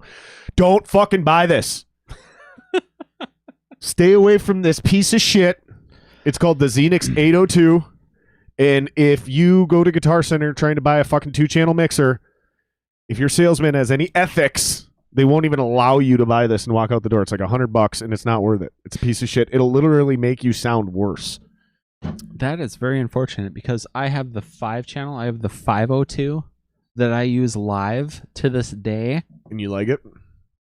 I only have my in-ears in here. It plugs in here. And then I got my headphones wherever the hell the headphones go. That Main out. weird. Oh, okay. Main outs are different on the... No, phone's right there. So I got my headphones, and then I can also do an input for my iPad where I just have my click. Sure. So I'm like, right there, click, got my in-ears, and then I got my app for whatever the X32, like I was talking about before, or, you know, right now with Arch Allies, we use Soundcraft. So I got that system set up, and I can mix all of my stuff. I can hear everything that I want, just mixing it from my iPad, and then also have the iPad serve as my click track. You said it's the 502. When did you buy the 502? It's weird that this is also called the 802 when there's only 2 ins, and the 502 has but it's 5-channel out is where or possible inputs. So you got it's stupid. Oh, I see what you're saying. So yeah, no, I get it. It's stupid. I know exactly what you're 3, getting at 4, here. 5, 6. 5, 6, and then I don't know where. Oh, the tape, Yep. CD tape. Yep, would be 7 and 8. That's Yep. so dumb. I know. I get what it's you're dumb. saying. Yeah. So the only difference between ours is I got less options up here, but also just 2 rows of this. I'm wondering, It's silly. when did you get that? You had it for a while? Yeah, I bought it a long time ago, and then So I'm wondering if they are better preamps in there, or if no, they're not. These are made for the preamps. So as far as that goes, if you're trying to record with this, garbage. Yeah, don't do that. No, they're awful. Because I bought this, and this is why I haven't thrown it away, because I have a similar purpose for this. So I run in through the mic line here with a TRS coming out of my fucking phone. Yep. So I can play along with music. And then I have a room mic plugged into this one. Or no, sorry, I have 2 room mics now that I just use so I can just hear my drums. And then I do a tape in, either here or here, doesn't really matter where. Yep. And then I can mix in my own acoustic drums so I can hear it with the music. And then I wear those fucking horrible Vic Firth headphones. The ones that sound Those like are shit. awful, dude. Yeah, they're the worst. But they work. That's the point, is they fucking work. You know what I mean? They do give me headaches, though. No, dude, they sound so awful. I don't even know how they pass those off as the drummer's headphones. I played them once, and I was like, nope. Their sound isolation, like, they definitely make it to where I can't hear my drums through them. Like when I put on music, like, and I'm jamming, Like the music sounds like shit first of all because the headphones are shitty. Which is another reason that mixer works out well because I can put a little bass back into the mix, and drop down the mid so it's not so grainy over the top. But more importantly, I needed to be able to mix back in some of my acoustic drums because I was like, what the fuck is the point if I can't hear my own drums properly and I'm like losing my beat because like I can't hear and I'm going only on feel. It's like, man, that's fucking tough. Yeah. It's weird. Drums are a weird instrument because you go based on like literally feel and audible. If you can't feel the drums because shit's so loud, like that would be fucking weird too. Yeah, there's a lot of drummers who live they have the butt kicker on their throne, so it's like a triggered thing that shakes your throne, so you feel the kick drum. I personally don't need that, but I've used it and it is cool. I mean, I understand the philosophy behind it because I've talked about that when you're like. You're new. You're playing your first show. You set up your drums. I've played several first shows because I switch instruments all the time, right? It's kind of cool. Yeah, you're a dick. Whatever. It's fun. It's fun, man. It's the only thing I got, bro. It's the only skill I got. You're one of those motherfuckers. It's the only skill I got. It's all I got. I'm like, I suck at guitar. God damn it. I'm just barely, dude. I will say I'm extremely honored that I have been able to be a passable musician on multiple different instruments and be able to share the stage with some seriously legit cats, dude. Like some seriously good motherfuckers. How many shows do you think we played together through all the bands I was in? And you were obviously an Epicurean the whole time. Well, and I was filling in with 7 months. Yeah, that's right. You actually filled in for my original band. Yep. I forgot about that. I knew about that. I think we've actually talked about that on the podcast before, but I forgot about it again until you just mentioned it. But God, it has to be fucking close to 100. It's got to be close to 100 shows. 100 at least. We've seen and jammed with each other either in a band or on stage together. Yeah, you're right. So many at fucking least times. 100 times. It gotta be. I remember, in fact, I remember we had to stop playing shows with you guys when you did your CD release party because we literally were playing with you too much. Like every show you guys played for like a solid 2 years locally, we were on that bill. Yep. I think played direct support as well. And it was like after a while you just had to pick, and I think you guys were afraid to tell us that for a long time. And then when you guys finally told us, we were like, yeah, that makes sense. Yeah. And then like I just remember the reaction because I think it was John Major that told us, and I think you might have been there, but I think it was Major that said it, and we were like, yeah, that makes sense. And I just remember whoever's face it was, the look on whoever's face it was like, so you guys like aren't even mad at all? And we were like, no, it totally makes sense. Like it was just so fucking hilarious. And I remember going back to our rehearsal space and like that's when it hit me how hilarious that entire interaction was. Cause like you guys must have had some sort of conversation beforehand, like, dude, they're gonna feel like butthurt about this, like they're gonna have their feelings hurt, but like we gotta do what we gotta do. And then you told us and we were like, yeah, okay. Yeah, that makes sense. Yeah. And you're like, oh, they're oh god, that was way easier. You thought you were gonna go into like a bad breakup, like, listen, we can't see each other anymore. And she's like, oh my god, I was totally gonna agree with you, or I was totally gonna break up with you tonight anyways. You're like, oh fuck, this went way better than I thought it was gonna go. Yeah, except with the newly signed band, I guess the "it's me, not you" doesn't work.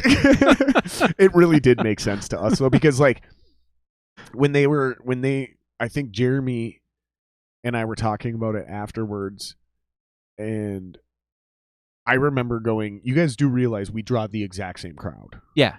Like it's the same 500 people or whatever the hell it was, or 800 people, whatever we were drawing in at that time. Like, yeah. I'm like, you guys do realize we only play with them because they're our friends and we enjoy hanging out with them and we like their band and they like our band. See, I knew that. Right? Like, and I think our band did too, but I don't think like anybody had actually just kind of like said it that way. Like, dude, we don't have different crowds. It's the same crowd. Like, we don't need to do this. And it didn't hurt anyone, you know? In fact, it probably hurt us to play together so often for so long. probably should have been out there playing with other bands, getting new fans and different Probably exposure. hurt the venues more than anything because they're excited to get us both in there. Good point. But then That's a killer point. Yeah, we're doing everything simultaneously, so they get their 500 whatever crowd, and then after that, now what do we do? Isn't it fucking wild? Another thing I was thinking about, because I had Wheeler on the podcast. Yeah, I saw He saw that on Facebook. He's one of the best musicians around too, but he's been getting into comedy.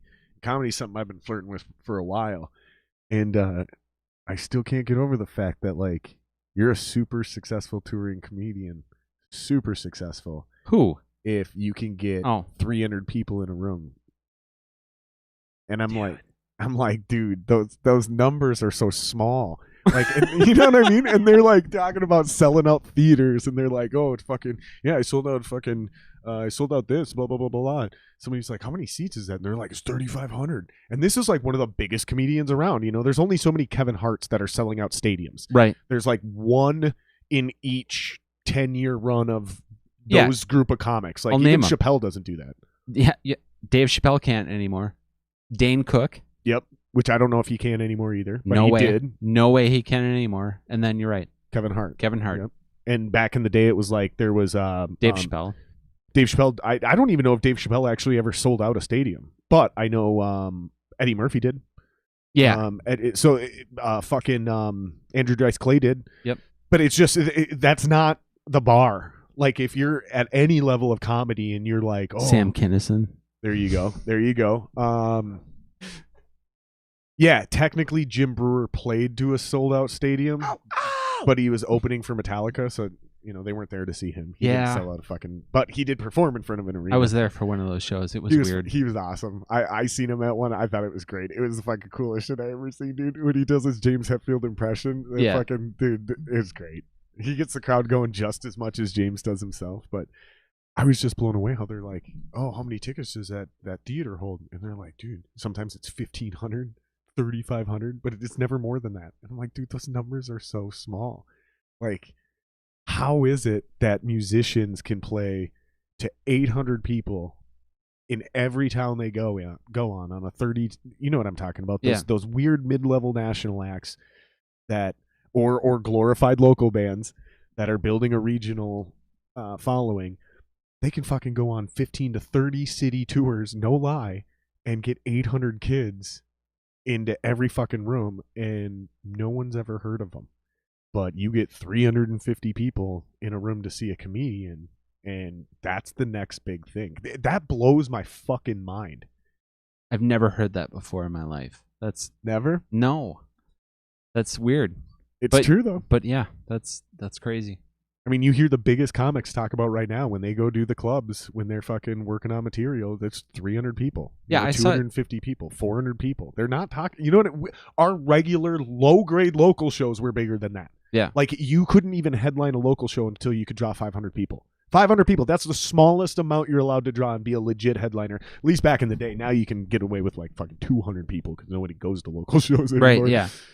And even with comedy, I remember my wife and I went to go see Chris Porter at the Mall of America, and there were maybe 50 people on a Wednesday. Yep. Isn't that weird? It was just bizarre. And the dude is hilarious. One of my favorite comedians ever. Yeah. And I actually felt bad. Oh, another arena comic? Foxworthy with the Blue Collar Comedy Tour. Yeah, forgot about him. Yeah. Sorry, go ahead. Yeah. And Ron White, of course. But yeah, we went to go see him, and some of the guys in Wicked Garden, they're huge Chris Porter fans, so they went to go see him on a weekend when it was, you know, they saw him on Saturday or Sunday when it was more full.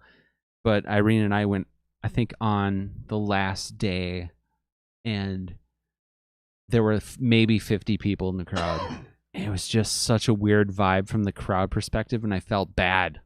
You know, just like, oh, God, there's not a lot of people here. And this dude is, like, just hilarious. And he's killing it, and he's always on Comedy Central.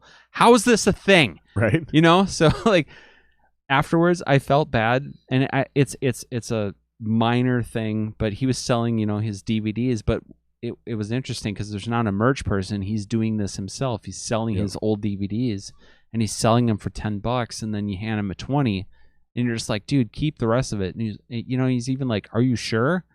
Like, yeah, you're fucking funny. Here's your tip, I guess.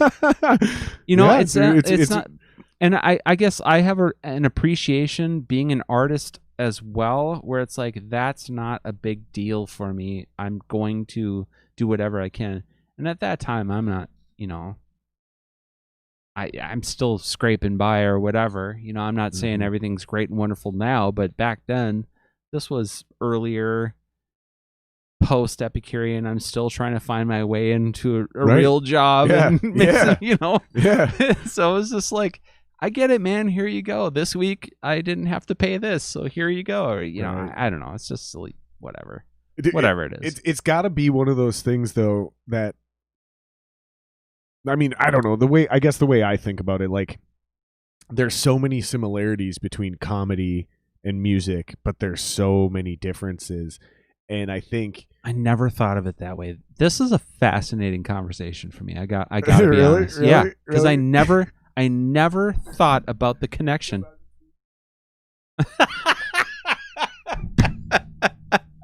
Dude, this is great. I was like, man, I don't know where this is going. I mean, I knew where I was going with it, but I was like, man, I don't even know if anybody is gonna fucking. I might be boring everyone to sleep right now, but no, because it makes sense now, because you're like, with the Metallica and the Jim Brewer connection, you're right.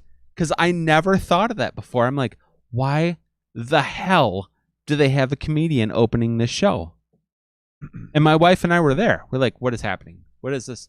But he was funny. Right. We've seen his act before, the AC/DC thing where he's like, put your left foot in. Bow. I love that guy too. He just hits the bone for me. Like, he just makes me laugh. There's something about him. I don't know. I love that guy. Yeah. Is that also because he's high? No, it's just because I actually don't like stoner comics, believe it or not. But there's something about him, because like he's like, I don't know, dude. He's so fucking like obnoxious, but like silly in a non-threatening way. Like, yeah, that's fair. Like, he'll scream, but not like Kinnison would, where it was like, ow, ow! Like Kinnison felt like he was about ready to punch somebody in the mouth. Yeah, he get very passionate about it. Like, I don't know. It's just Brewer just strikes a nerve with me, man. He just makes me laugh, dude. Another dude like that is Harlan Williams. Heard the name. I can't. He's the dude. Oh yeah, yeah. He was in Dumb and Dumber. Yep. Yeah, yeah. I was just Grandpa's all cop medicine. Tic Tac, sir.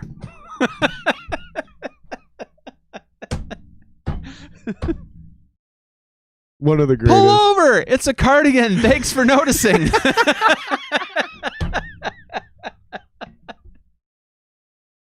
God, that movie is so funny. My favorite line in that movie, the one that killed me, dude. Like, and I miss laughing like this when you're a little kid.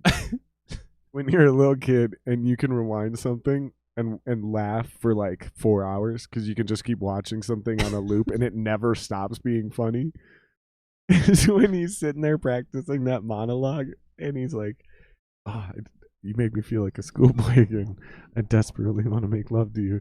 Blah, blah, blah, blah, blah. She comes out of the fucking... He's so nervous. He's like, I desperately want to make love to a schoolboy. That movie is so funny. That combined with the look on his face, and then they quick cut to her, and she's like, "Yeah, like what?" I'm fucking just dying, dude. Oh, I love that shit, dude. I don't even remember what we were talking about. Oh, we were talking about the similarities between comedy and music. That's what we were talking about, dude. But yeah, the numbers is what I've been thinking about. Like, I don't know, and for me, it's wild because it's like, and when I was hanging out with the comics and shit at the open mics, listening to them talk, it's funny because there's a couple of comedians that are clearly musicians as well. I ain't never heard of these motherfuckers, so they ain't doing shit. And I never heard of their bands or their projects, so it's not like I'm just not in the scene. Like they definitely ain't doing shit with the music. They're doing about as much with their music as I'm doing with my comedy. You know what I mean? Which ain't shit. Yeah, fair. But they could be really good for all I know. I mean, they could be prolific musicians, but they're not doing anything. You know what I mean? But they're musicians, and they clearly have the same fucking conversations we're having right now. And they get into the which I find is kind of arbitrary. They're like, which one's harder? Music, being in a band and performing music, or being a comedian or whatever. Whatever. That's such a like, one's a team game, one's a fucking solo sport. Yep. What the fuck? Come on. Yeah. It's like saying what's harder, tennis or football. I Like, was get the fuck out of here. Just thinking that. Just thinking get the that. fuck out of here with Tennis that and shit. football. Like, I don't know, but I think about these things because I'm like, it's got to be easier on the business side to be a comedian because there's got to be less of them, right? Fuck, dude. You're only booking one hotel. Right, dude. If Unless you you even have need openers. one, if you even need one, you got a decent sized vehicle, like, and you know how to take care of it. You can fucking crash in the back of that shit nowadays. Fucking, it's easy to do that shit. And you get one of them fucking what was that, like, Nissan Cube thing people were driving around for a while. The Honda Element was one of them. Like, you could pop the seat down, that fucking throw an air mattress in that motherfucker. It was spacious, like, for Really? real. Yeah, like The Cube? yeah, and the Element. Kate and I almost bought an Element specifically because we were like, we could just camp in here because it's so fucking squared off that, like, you know what I mean? It was just that makes bizarre, sense dude. too. The Cube was literally a cube. Yeah, and it looked Tough to look at. exactly, but inside of it, you were like, oh fuck, this is like actually kind of legit. You know, like, you got a couple big dogs. There's enough room behind there. You could throw like a kennel back there. Like some people do, but Scion, that was another one that had. Yep, exactly.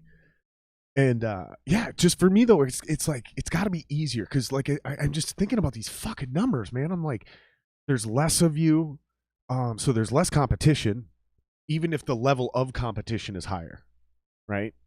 But man, you're only trying to get. I mean, if you get 350 people to come see you, you're like, this shit, like, that's it. That's all you got to do. And, like, you don't have to argue with a bunch of band members about whether your joke works.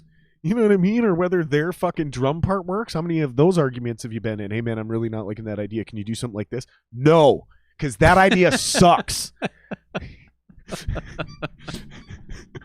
I would think the difference would be the challenge in getting the audience there in the first place. Because I think music is a little more accessible than comedy is. I don't know. What do you think? I don't know. You're probably right. I think it's so weird. Because comedy's so specific. No, so is music, for the most part. But I really feel like some people just don't. They're more apt to go to a concert at a bar than they would go to Acme in Minneapolis. I think that's a different group of people for sure. I think there are comedy fans that just, like, go find comedy. Right. Like, I think that is a thing. I've seen it. Sisyphus. I think it's on Thursday nights. I think they have the best open mic in town. I've been to a bunch of them. It's like a legit comedy show. I need to learn more about this because my wife and I love random comedy. Dude, we love it. Honestly, man, I went down there and it was the only one that didn't feel like it was all amateurs. Like, I went to a lot, and again, I'm not naming any names, but if one of you fucking guys are running a comedy show and you're listening to this, you're probably on this list. I ain't gonna call you out personally, but you need to fucking listen to this shit. Like, it's amateur hour, and, like, everyone there isn't funny, and, like, that's why nobody's coming. Your rooms are empty for a fucking reason. Go to Sisyphus on Thursday night and figure out what they're doing and mimic it until you figure it out and do your own version. Because unless I just got lucky and stumbled on some one random, because I was only there once, but dude, it was fucking packed. Like, all the comedians were funny. Where's this? It's in Minneapolis somewhere. Fucking, it's Syphilis? What? Yeah, Sisyphus. It's like SIPHYSUS or some shit. I might have fucked that up, but yeah, it's the worst name ever. Yeah, what? It's So literally, it's almost as bad as Epicurean. Yeah, it is. It I'm is. just kidding, dude. I'm just kidding. But I finally Epicurean- got to slip that in there. Because that was our You're joke. like, been waiting for that for fucking 15 years. No, because that was what you guys always said for so long. Because everyone was like, dude, that band name's awesome. And everyone in the band was like, it's the worst fucking band name ever. Because, and It's everyone stupid. but I remember that was a thing. That was like, it was almost a bit. It was almost a running bit in Epicurean that you had the worst, and everyone else liked your band name. I thought it was one of the coolest band names. The logo was cool, the way you wrote it. I think you had like a little flare on one of the Yeah, it was. I actually designed the logo right there. Yeah, it's right fucking there. Jesus Christ. Yeah, that it's cool. Like, it's a cool name. It's a cool logo. I liked it. So I remember asking you about it the first time. I was like, so what does it mean? And you're like, actually, it's dumb as fuck. it's the dumbest thing ever. Go ahead, tell people what it means if they don't know. Oh my god! If you don't know what Epicurean means, you guys, something's wrong with you. Well, okay, so this is 2001. The internet is still brand new, and we named the band because we saw Epicurean was Epicurus, the philosopher, meant it was basically hedonism, except it had a different name. It was just a Epicurus, the philosopher. There are no gods. It's only everything that's pleasing to you. Do this, and we're like, cool. That sounds pretty metal. Plus, it's a cool word to say. Let's go with that. It's got the word epic in it. Yeah, it's got the word epic. This is great. Totally gonna be sweet. And then I was I still am. I'm a a novice artist with my hand and doing I was doing at the time I was really into medieval calligraphy. Nice. So that's where a lot of that logo came from was that, but the E was just something I just randomly did. It was very random because I didn't like the way it was coming in with the medieval E. Sure. And, yeah, so I was just like, I don't know, it just happened. And I showed my buddy Jordan, who was the bass player at the time, and I'm like, dude, he was my roommate too, So I'm like, dude, check this out. What do you think? He's like, oh yeah, that's awesome. So we just went with it. And Lance, actually, he was the one that introduced the name to the group, and we were like, yeah, let's do this. So cool. And then all of a sudden everything started coming up, like, oh, there's wine and food now. And so it was like, either we're the dumbest people on earth who just didn't know how to access the internet, or or we were super smart in our marketing efforts, where we had fucking cutting boards with our logo on it.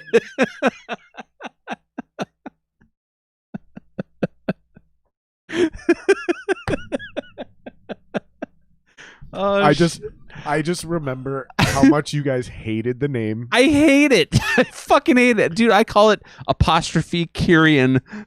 Dude.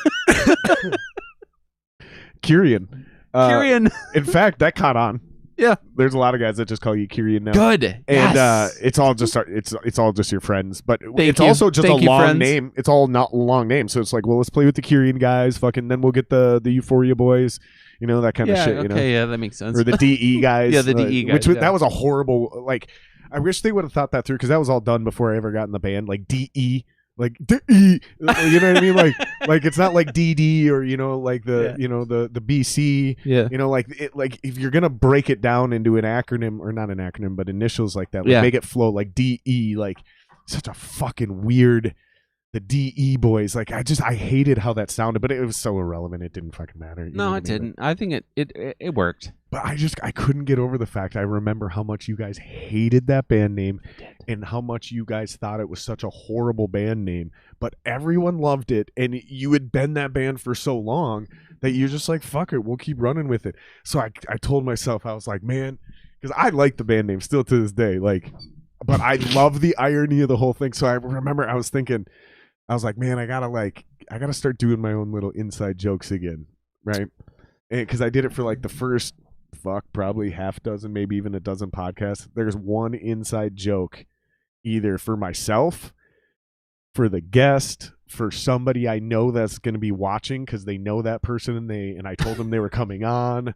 There's like one little like Easter egg in each thing, and I was like, I gotta start doing that. So, All right. so this was that one. This one was for me and you because I'm just saying, the listeners, you guys don't think it's nearly as funny as we do, but that shit was fucking hilarious. I don't remember what name I said, but I was like, that's a terrible name. But that's Sisyphus. That's what it was. It's almost Sisyphus. It's almost as bad as Epicurean. That's what I said. No, it's way worse. That's one of the worst. Because, dude, if you guys are naming shit, make it memorable, first of all. Yeah. Make it easy to spell so people can look it up.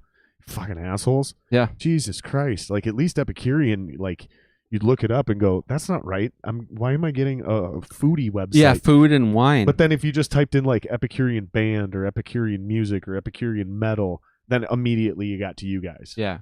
So it worked. Or this, dude, type in Epicurean on this thing. No, scroll down. Actually, right there. It's right there. Oh, there's another band named there's Epicurean? another band. In 2011, they came out. They're from Italy. You never trademarked the name, did you? We did not. I figured Metal Blade would have done that. You know, and I told them, I said, you cannot continue with this because it is copyrighted and whatever else, blah, blah, blah, under. But you never. And here's the thing is, like, under Metal Blade. You can't trademark a name. You can only trademark a logo. Right? Yeah. So, or no, I'm sorry, that's wrong. That's wrong. So, but they're two separate trademarks. That's what it is. Oh, yeah. So register trademark and then. So this is like the artistic expression of your trademark, right? So it's the stylized version. And then, like, you would have to file for a separate trademark just to get the word. So then you could go after them for literally using that word in music. But if a food company went, I was going to say we were already screwed. But no, that's a different industry. Yep. That's how the trademark laws work. Oh, okay. So, like, here's a great example. Surly wanted to be Surly, but there was a biking company called Surly. So the name was so exact that they weren't even able to use it in another industry. So they went to the Surly Biking Company and they talked to them and they made a deal with them. They said, we will remain Surly Biking, or just Surly. And then if you guys want to use that word, because they had the word, not just the logo, they said you have to add Brewing Company to the end of it. So it's not Surly, it's Surly Brewing Company. Right. We say Surly because we're from here. That's how they legally got around that. And that wasn't even being shady. They went straight and made that deal with Surly, the bike company, because they weren't trying to be dicks. They just loved the name. And honestly, it probably worked out for both sides. Like, in that situation, any confusion is probably good because they are in such different industries. Yeah. This is where it becomes a fucking problem. Yep. Because somebody's going to listen to that and be like, wow, these guys really shifted gears. Yep. Because this is straight up like techno dance music. Right. It's weird. We should show people. I didn't show them the TV. Yeah, this is what we're talking about, guys. So, and I saw this in 2011. This is before we broke, just before we officially called it quits. When I searched Epicurean up here, we found it, and then at the bottom, there's this. Yeah. Which is not them. No, it's not us. I kind of want to play it, though. Yeah, go for it. I was like, yeah. Right? Totally shifted gears. I hate it. I hate it. Because it's stupid. I also don't like almost anything with four on the floor. Yep. Can't stand it. I don't know what it is about it. It's boring. I mean, people are like, oh, so you need fancy fucking drums? I'm like, yeah, I guess you can say that. And they're like, oh, is John Bonham a fancy drummer? I'm like, yeah, he fucking definitely is. Actually, he is, yeah. Yeah. And if you don't think he is, then you don't actually know drums. So. Exactly. Oh, so you... shoes on the other foot now, isn't it, boy? He was a pioneer. Dude, he was the shit. He's one of the most difficult drummers to perfectly replicate. Like almost nobody I know can actually play Fool in the Rain correctly. I think I know of two, and I just can't remember which two, but I'm pretty sure Joe Engel is one of them. I hope my name's on that list because I can. Can you? Oh, dude, I've never seen I'm a shuffle Really? Yeah. Dude, I'm all about it. All about it. That's good to hear, man, because I think that's a big deficiency, and I've been talking to other drummers about this. I think that's a huge problem in metal drumming, is they don't respect the shuffle. And when you don't respect the shuffle, you ain't got no groove. When you ain't got no groove, you fucking shit. Like, you don't even have to use the shuffle in metal, but just knowing how to do it adds so much to your drumming. Like, in a fill, That's you have fair. the ability to do like a double stroke in a place you wouldn't normally have the muscle memory to time it. Because a double stroke's a double stroke. That shit's easy. But something about that shuffle and playing on that backbeat and learning how to double tap and then accent with that left hand, so you still get a real snare hit. And it's that ability to learn how to play softly and doing that within a fill. Fuck, man. It makes you so much better, like right away. Like, not even being good at shuffling, just understanding it. It immediately makes you better. So yesterday, someone tagged me on Facebook. His name is Billy. He's a pretty good drummer. Not Oh, Billy. Billy. Good old Billy. He's a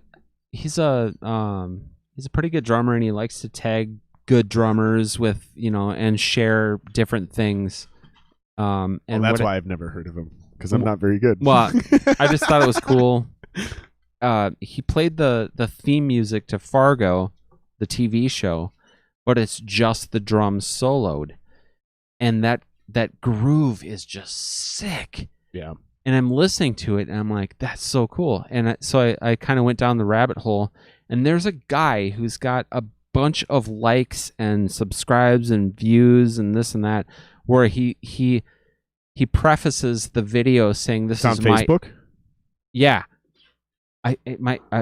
this is my interpretation of this, and dude can't play ghost notes to save his life.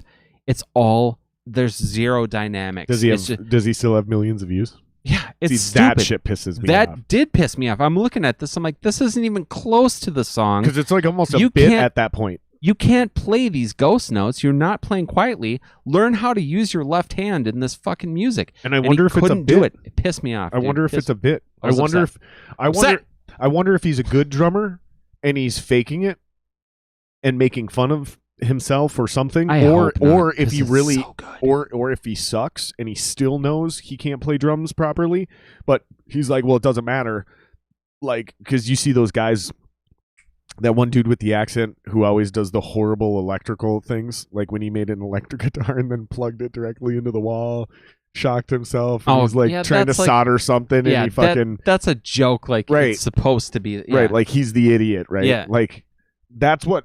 Like, it better be something like that, because if he like legit thinks he's good and he sucks and he's still fucking getting millions of views when there's probably millions of legit musicians out there working every day and can't fucking get 20 likes on YouTube or whatever the fuck, or Facebook or me. yeah, it's brutal. It was upsetting to see. Should we plug him or no? Should we pull something up? That dude?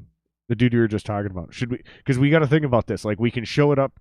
Billy or the other guy? Any of it. Oh, yeah. Billy Thayer. He's a badass, dude. He's really good. Thayer? Yep, there you go. That guy? Second one down. Because we got to think the guy who's not good, the one you're talking about? Yeah. We can, like, pull it up and mock it, but we're also, like, literally just putting more light on it. You know what I mean? Yeah. And, like, if it pisses us off, then I don't want to. Yeah, that's him. So he tagged me in this thing. Yeah, that one right there. This one right here? Yep, right there. This video? Yep, that video right there. Let's see if this works. This drum beat is sick. Oh, we're going to end up on YouTube anyways. Hopefully I don't get flagged. Sometimes YouTube will flag you for using other YouTubers' shit.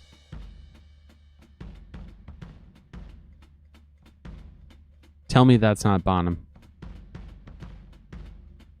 That's clearly a huge 26-inch or 28-inch bass drum. Yeah. That is really good. Isn't that badass? I love it. That's amazing. Yeah, and that shit is fucking what I've been fucking around with for a while. And the problem is it fucked with me so much that now I can't write guitar riffs. So, like, I'm in this groove, I'm in this style drumming now. Like, I'm not trying to fucking, like, make, like, fast, upbeat metal. Sure. Right? But I'm still doing guitar-esque music like that, or guitar music that's like upbeat heavy metal-esque. And the rhythms in my mind aren't lining up. I can't write the riffs I want to write over. It's like it's fucking with my head. I'm like split. So like writing new music has become a real big problem over the last couple of years, to be honest. Damn. Yeah, I've written a couple things, but nothing I'm like really in love with. Not compared to what it used to be. But I wanted to show you something on Instagram.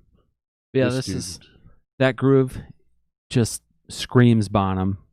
The drum sound screams Bonham. Yep. And this guy that came in with this video, like it's the very next video that pops up after this, and it was offensive. Really? Yeah. It's like, are you serious, dude? Oh my God. That cracks me up. I gotta find this guy. Have you seen this riffified kid? No. This guy's awesome. Maybe I can just find him because he's on my thing. This kid's great. He does these short little clips here. Let's see. Are the people watching this or us? They're watching that. This? No, that's what they're watching us. There. Yep. Hi guys. Hello. Yeah, our cam's up there right now. All right. Hello, guys. What up? I will find this motherfucker because he's always on here, and then I'll show him the screen here in a minute. Nice. Oh, you guys? Yeah, follow us, dude. Fuck. Got me. Got another one. Ian, how do you not?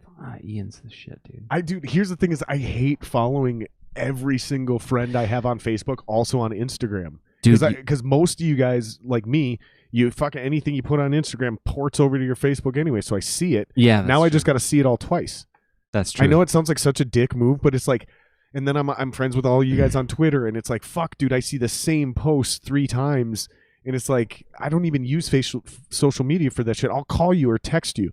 You know what I mean? It's like, fuck, dude, I agree. I literally, like, from you guys, I love all the weird shit that we post, and then I want to know about your shows. Like, that's it. Mm-hmm. You know what I mean? The only other reason I'm on social media is to promote my own shit, right? And then to, like, I find new information on social media. I'm not there to fucking, like, I don't know. I don't even know if I can explain what I'm trying to say. Speaking of ritual madness, I got to get on with. Yeah, Greg, I don't, man. dude. I don't even know if he's still doing it anymore. Oh, I hope he is. I gotta get him. He's supposed to be on here. Oh, I hope he does, dude. That'd be great. You two together. Dude, did you know? Can I just sit in?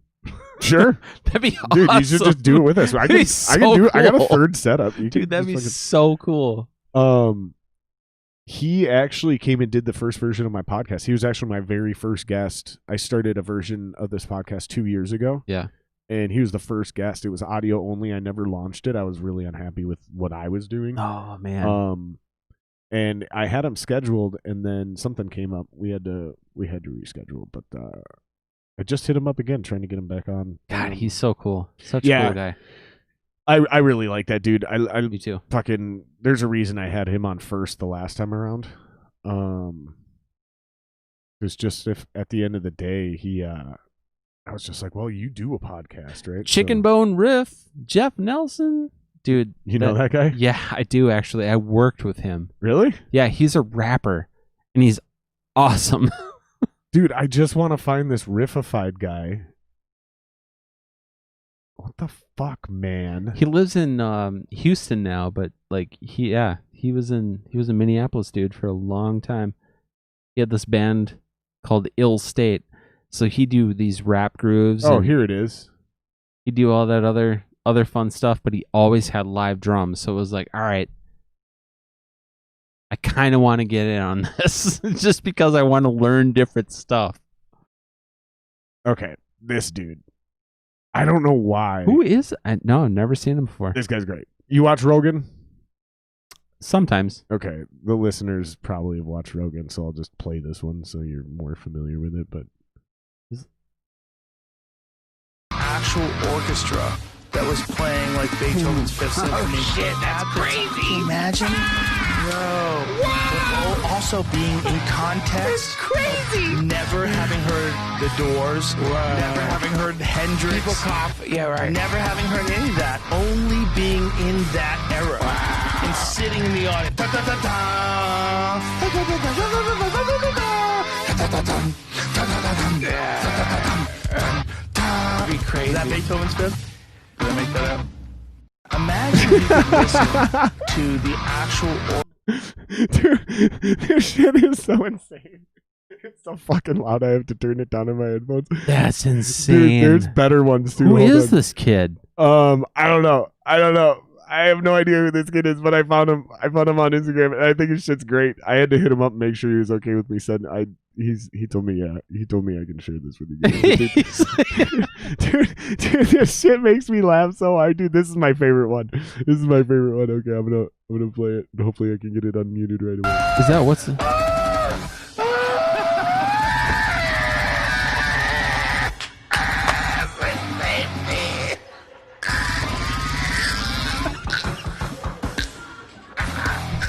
Can we come to your house? I'll show people that.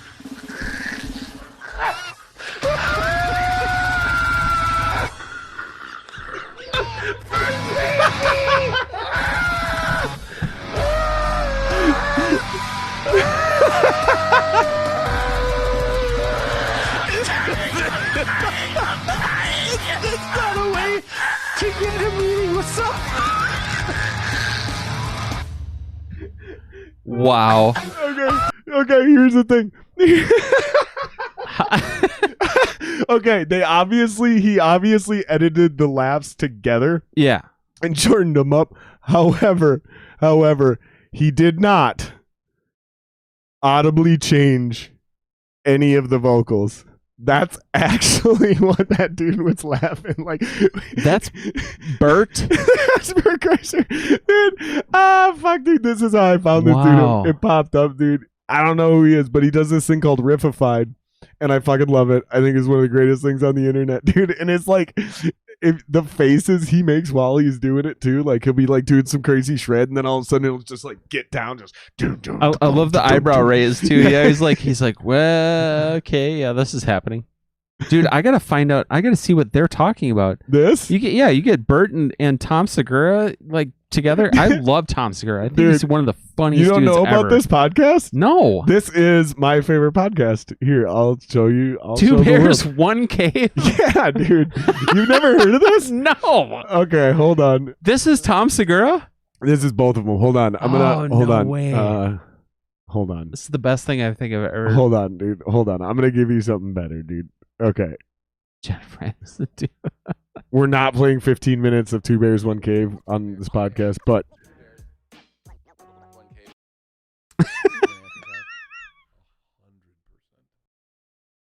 Okay. So yeah, this is I get gonna a call crash 2 my weeks system. ago. But basically, Hold on. You're on tour. I need to be ready for this. Okay.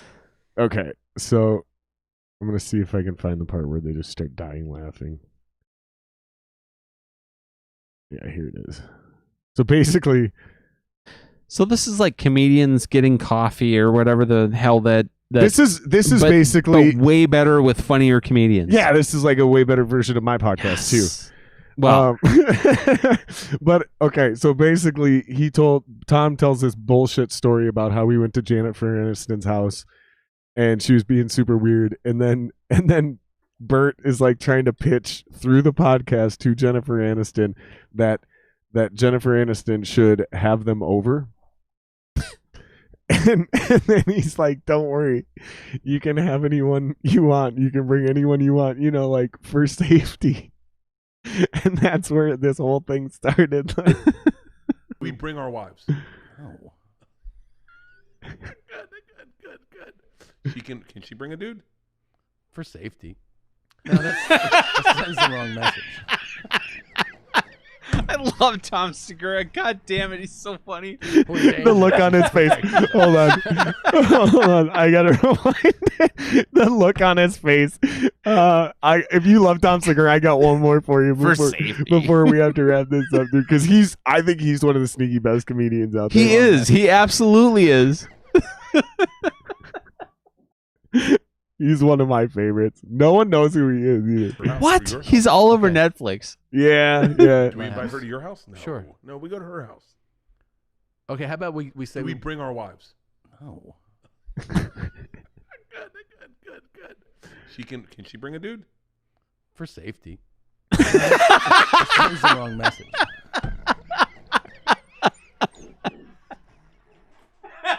We're dangerous. You should protect yourself.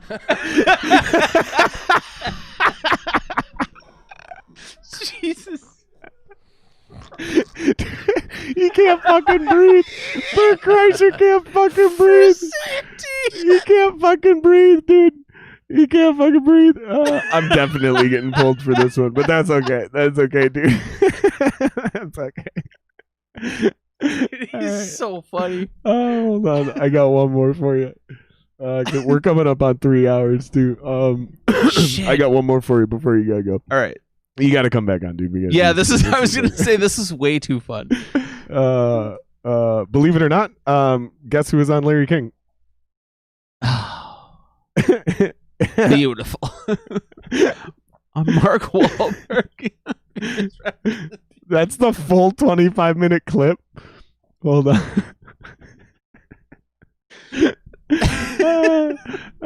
Fuck me, dude. Okay, hopefully this is just the best parts. I'm definitely getting pulled for this one.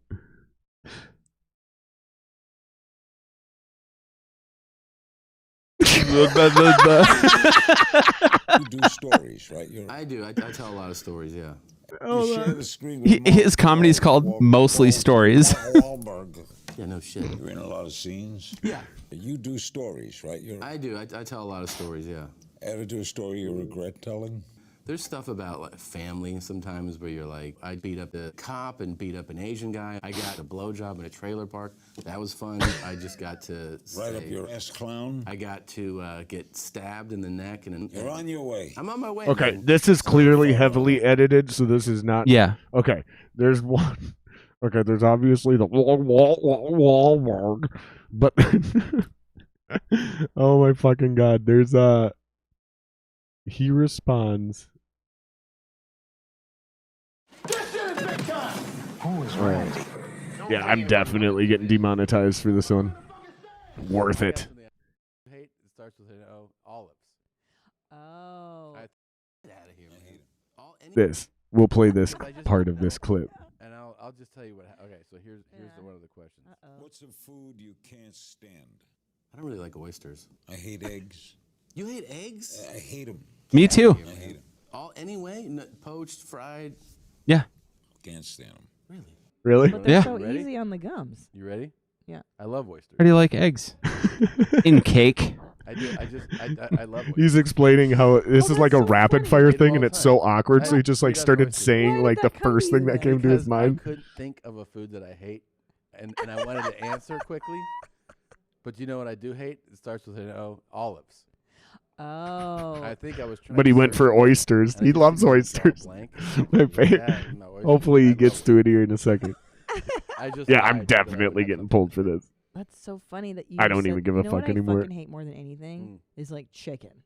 Like chicken breast. It Yeah, you don't like chicken Fucking breast. anger. Okay, I just feel move like on I'm with it. eating a dry. Don't like, so I just Wow. that is a nice jacket. You're not old. You look great. Deep pleasure. Chocolate souffle. Soccer souffle. Chocolate souffle. Chocolate. Isn't that the best? It takes a while to make. It does. True. There's Right. like, No, but I'm saying like he's not like on a network. Is our Lord and Savior. Oh, there it call is. me weeping. This Oh, is no, it. Crying. Yeah. Is there something you long believed Hold to on, be hold true on, and hold then on, hold on, hold on. This is exactly what I was looking for. I just want to make sure this is up.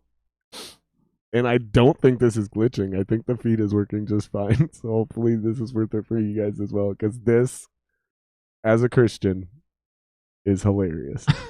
This literally made my mother call me weeping. Oh no, Crying. yeah. Is there something you long believed to be true and then realized wasn't? Jesus is our Lord and Savior.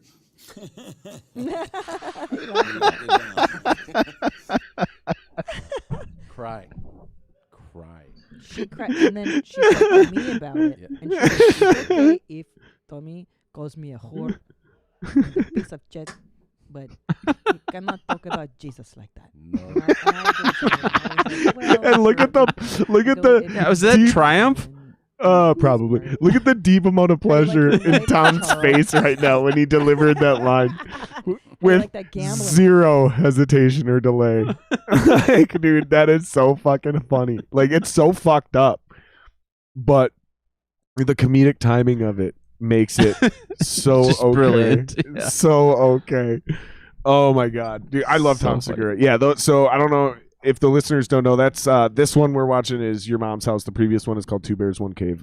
Two of my favorite podcasts that I listen to. Oh my god, They're- Tom Segura's the best. Now, don't get me wrong, they're absolute chaos. So if you're really into this podcast and you like this style, you may not be into those. But if you want to listen to a fucking shit show, then both of those might be up your alley because you will laugh your goddamn ass off. We need Dave Attell doing a podcast too, because that dude is hilarious. He either has a podcast or I can't remember what it is. He either has one or he refuses to do one or something like that. God, But he should not. basically, refuse. It'd be almost so everyone's got funny. one. Dude, Conan's got one that's actually not too bad.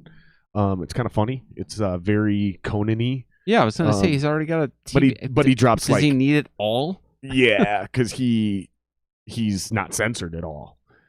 So like he'll Fair. just straight up drop F-bombs. He gets comedians to tell way dirtier stories, and like he talks more.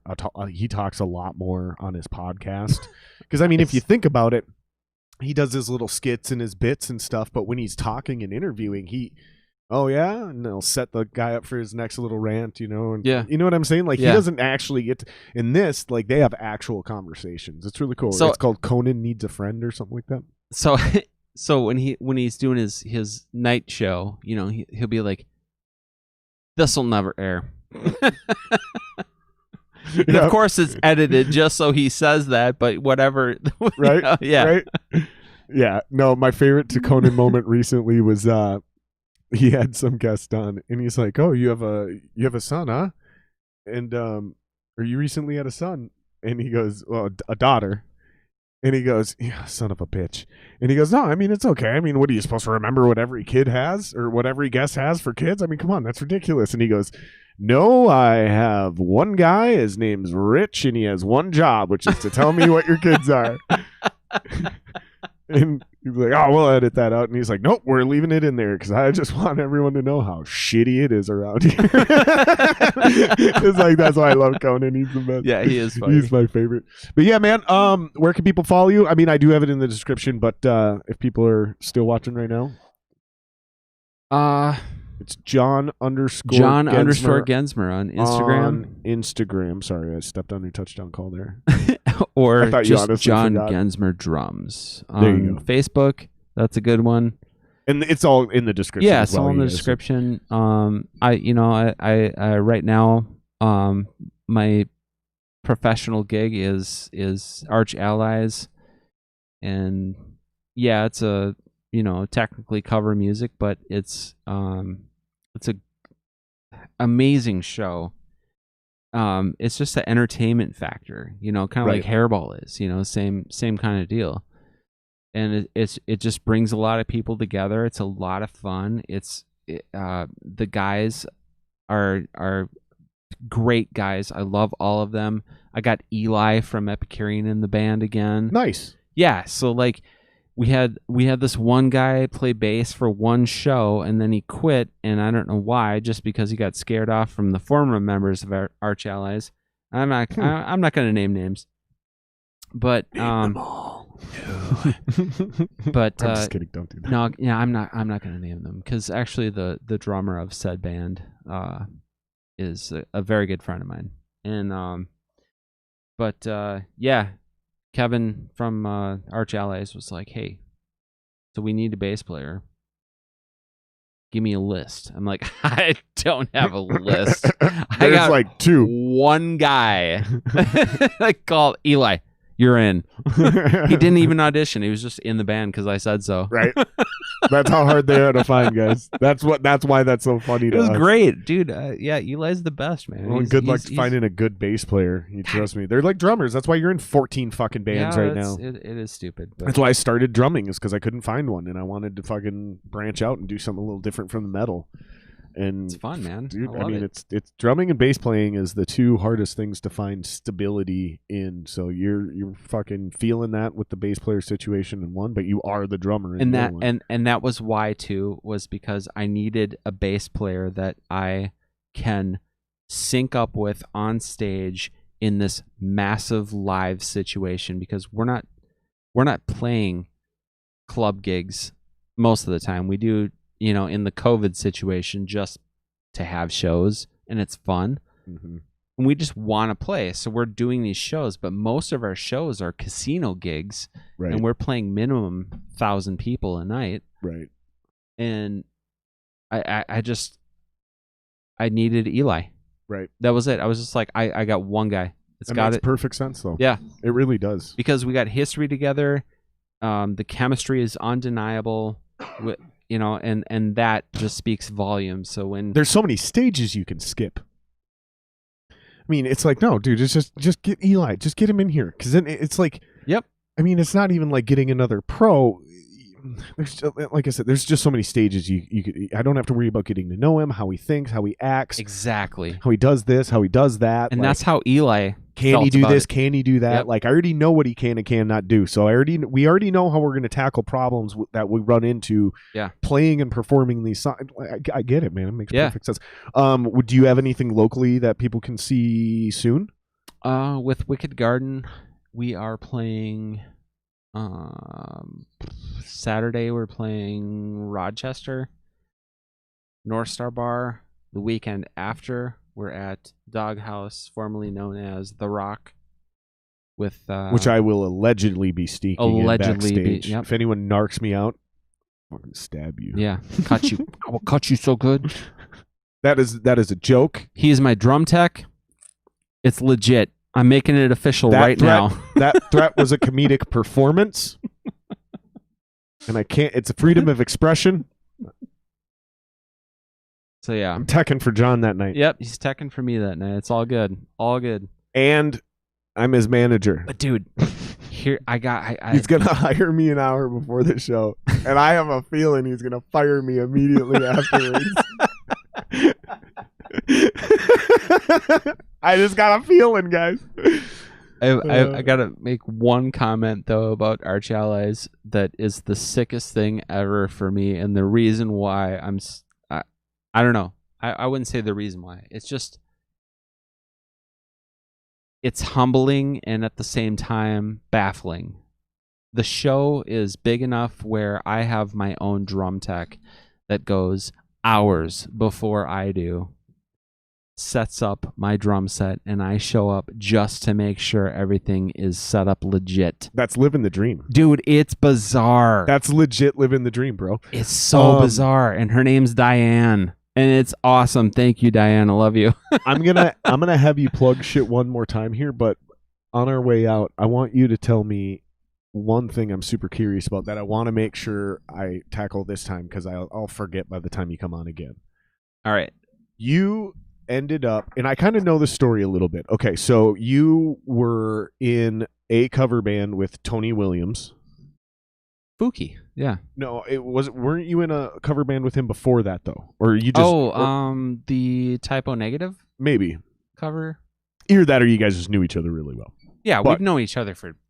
But Tony was jamming with Chris Hockey. Yeah. From KFAN here locally. Yep. And Pete Bursich, former NFL linebacker, Vikings linebacker, and Vikings coach under Mike Tice, who does play-by-play with PA on Sunday, started taking guitar lessons from Tony. Right. And then they decided they wanted to start a band. Yes. Well, actually, no. Pete wanted to start playing in a band. So Chris and Tony were like, well, okay, let's just do like a metal cover thing. Yep. And they just called you because Tony knew you, and he's like, well, there's one guy that we should call for this. His name's John. Yep. Immediately you're in. I've heard them talk about you on the radio several times, which is fucking hilarious. Like I listen to KFAN because I'm a Minnesota sports rube, and before podcasts were a thing, and I'm sure you can relate to this. I think that's why a lot of musicians are drawn to podcasts, is because, especially if you're active, the music is always so fucking loud, and you're doing it so often between rehearsal and performing, and everything, like shows, everything is turned up to 11. And so you're literally regularly suffering from overstimulation. So I listen to talk radio as my way to get away from all that, because it was the opposite energy. You know, it's just 2 voices, 3 voices, whatever. And then I discovered sports talk radio, and was like, oh, this is perfect. Like, no more loud craziness. I can turn it low, blah, blah, blah, blah, blah. So it was a really weird thing for me to be driving down the road, and then all of a sudden they're talking about my buddy Gensmer. I'm like, fucking, I just smile. I'm like, fucking wild, man. It's just such a weird, small, because I remember listening to hockey before he was in a band. He was on the morning show. Yep. And he would like do the parody songs. Like, you know, he'd fucking be on his acoustic and he'd write a song that was like, you know, he'd cover a song. And he would parody the lyrics to deal with the Vikings or the Twins or whatever. And it was always pretty funny. And he was a pretty damn good singer even back then. And somebody called in and they're like, hey, I'm a local booking agent. You know, I think you could be pretty good. If you can put together a band, I'll start booking you some shows. So I've watched his whole journey. You know what I mean? Like, I was a performing musician before hockey was. It was a weirdest fucking shit, right? Really? Yeah. Because he only started that 10, 15 years ago. God. Like, for real. I mean, don't get me wrong. He was definitely like writing a musician his entire life, just like we were. He was probably in several bands. I think he's from Indiana or something like that. Yep. Back then, but I'm saying like he eventually stopped and was just a radio producer. Right. That's what I mean by that. Yeah. And then all of a sudden, they're talking about this thing. Weren't you going to name it something else like acid or venom or fucking some weird shit? Vomit. That's what it was. Yes, vomit. That's what it was. I knew it. It was going to be called vomit. How'd you get him off that one? Because I have a feeling that was you and maybe Tony that talked him off that ledge. It was basically vomit on the radio. It was basically me. Because because Pete Bursich was all about the name Vomit. He just wanted us to all look sick and have these grotesque masks and just do this. I don't know. He's a huge theatrics fan with metal. Yeah, he's a metal fan. Yeah, he's way into metal. Loves it.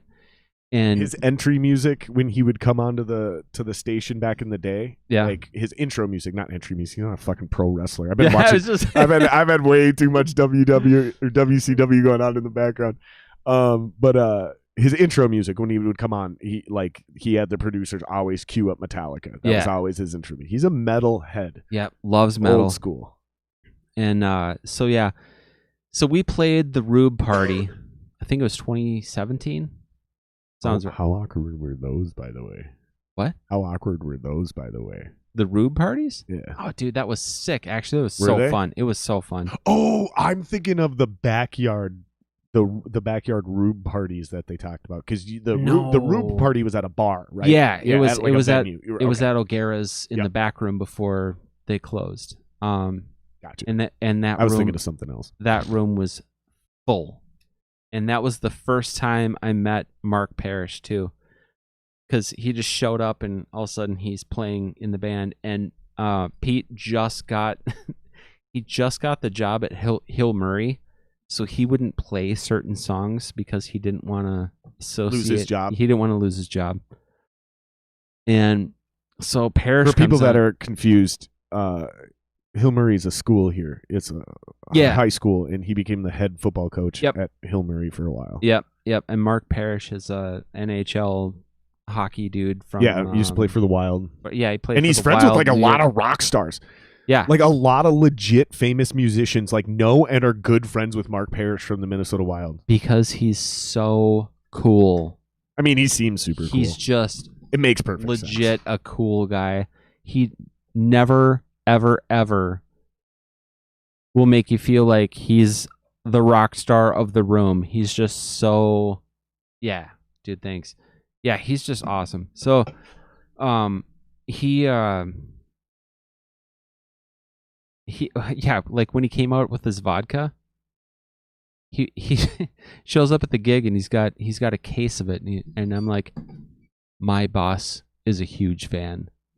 Would you sign one? He's like, fuck yeah, that's cool. I'll do that. That's awesome. Dude. No problem. So I gave a bottle of vodka with Mark Parrish's autograph. What do you do in that scenario if you're that fan? That's like getting a signed guitar. You can't play that guitar. Right. You know what I mean? Yeah. Like, do you drink that vodka? I actually because of that reason, I gave him 2. Really? Yeah. Dude, that's awesome. Thank you, dude. See? Thoughtful man right there, dude. Okay, sorry. Keep going. Yeah. So, yeah, I don't know. The vomit thing.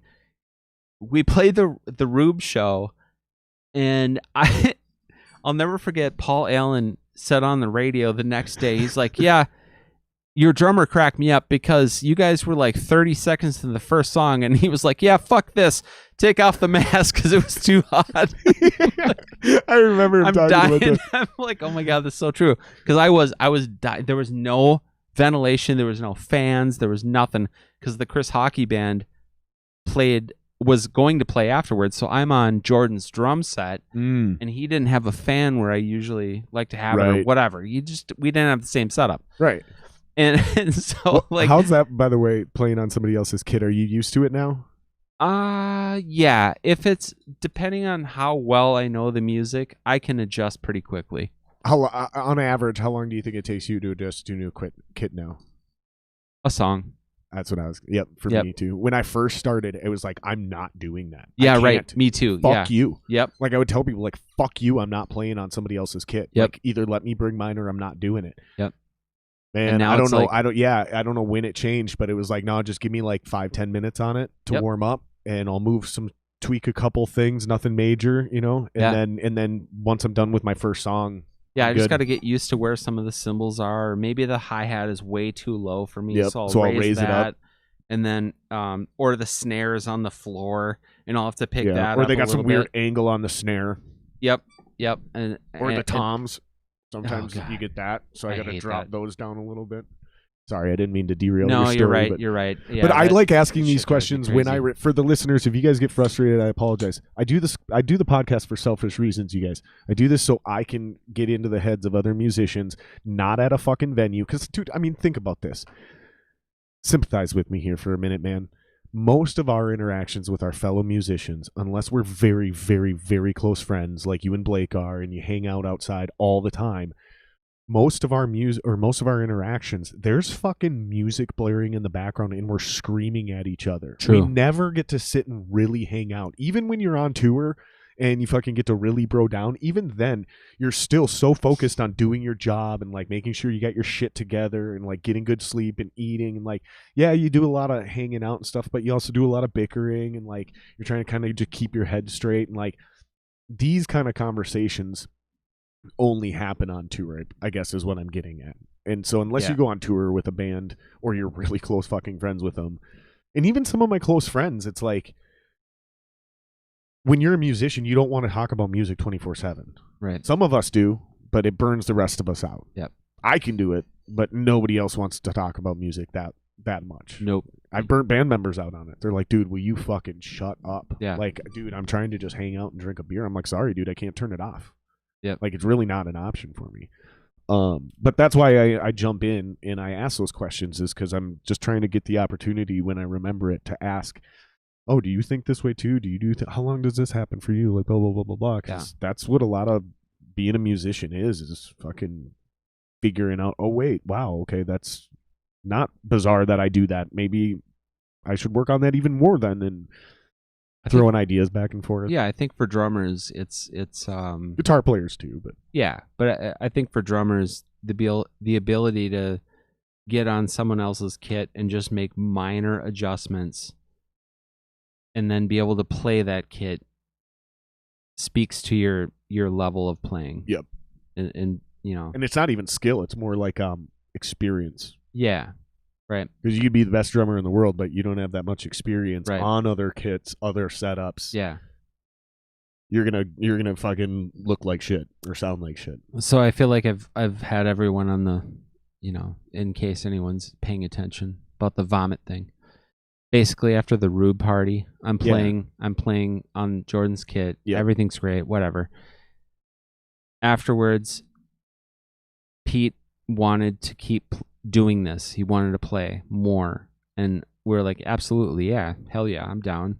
This is fun. We're only gonna play a couple times a year. It's great. And so I stepped in, and this is a group text, and I'm like, we can't call ourselves Vomit because if we dress like this and we look like this and we're playing AC/DC and Metallica, people are going to be pissed if we're not a Guar cover band. Right. So he said, okay, fair. So then we started going through these different names, and I don't remember how. Oh, yeah, it was Fuki. Fuki came up with, Chris Hockey came up with it. What the fuck is it? What does it mean? Football, half hockey, because of Pete Bursich and Mark Parrish. So what does Parrish do? Play bass? No, Parrish plays guitar. So who's playing bass? San Van Moore. Okay. So you got Bursich on guitar with Parrish on guitar. Hockey sings. You're playing drums. Yep, and then we got Tony Williams on lead. Right. Yep. That makes sense. So it's kind of, but you basically have two people playing James Hetfield riffs, or I'd say that style, and then you have Tony, who's a bona fide, fantastic legit guitar player, lead guitar player. Yep, exactly. Can do it all. Exactly. He's like Dalton, dude. I put him and Dalton in the same category. Like, he's one of the few people around. Major, I would put into that category as well. Your old guitar player. There's not a lot of guitar players that can hold a candle to Dalton. Dude, I'm jamming with. I played you that shit beforehand. Yep. Man, that guy is just fucking incredible, man. That, like, literally, there's nothing. It's one of those things where there's nothing. You're never gonna ask him to do something. He's like, I can't play that. Yeah. He might be like, ooh, I gotta work on that. Yeah. But it's never gonna be like, yeah, do that. I can't. Come on, man. I can't do that. That's insane. Tony's really great. He's the shit, dude. Yeah, well, he's also a great drummer too, so that pisses me off.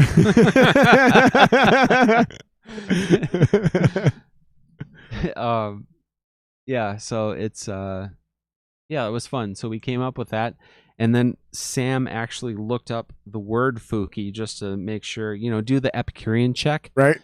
Yeah. And so it said, when someone gives someone else a hickey on their foot, it's called a Fuki. Okay. And Bursich goes, that's even better. It's perfect. Let's go with it. Leave it to Bursich. Dude, he's hilarious. He's one of the funniest people I've ever met in my life. So it's got to be weird though, standing toe to toe in a situation where you're clearly the pro, and he. No disrespect, Pete. If somehow you end up watching this, I love you. I'm a huge fan of you. This isn't to dig at you. Fucking, for the love of God. He's cool. He won't take it this way anyways. He won't, no. For all intents and purposes, he really has no business even being on that stage.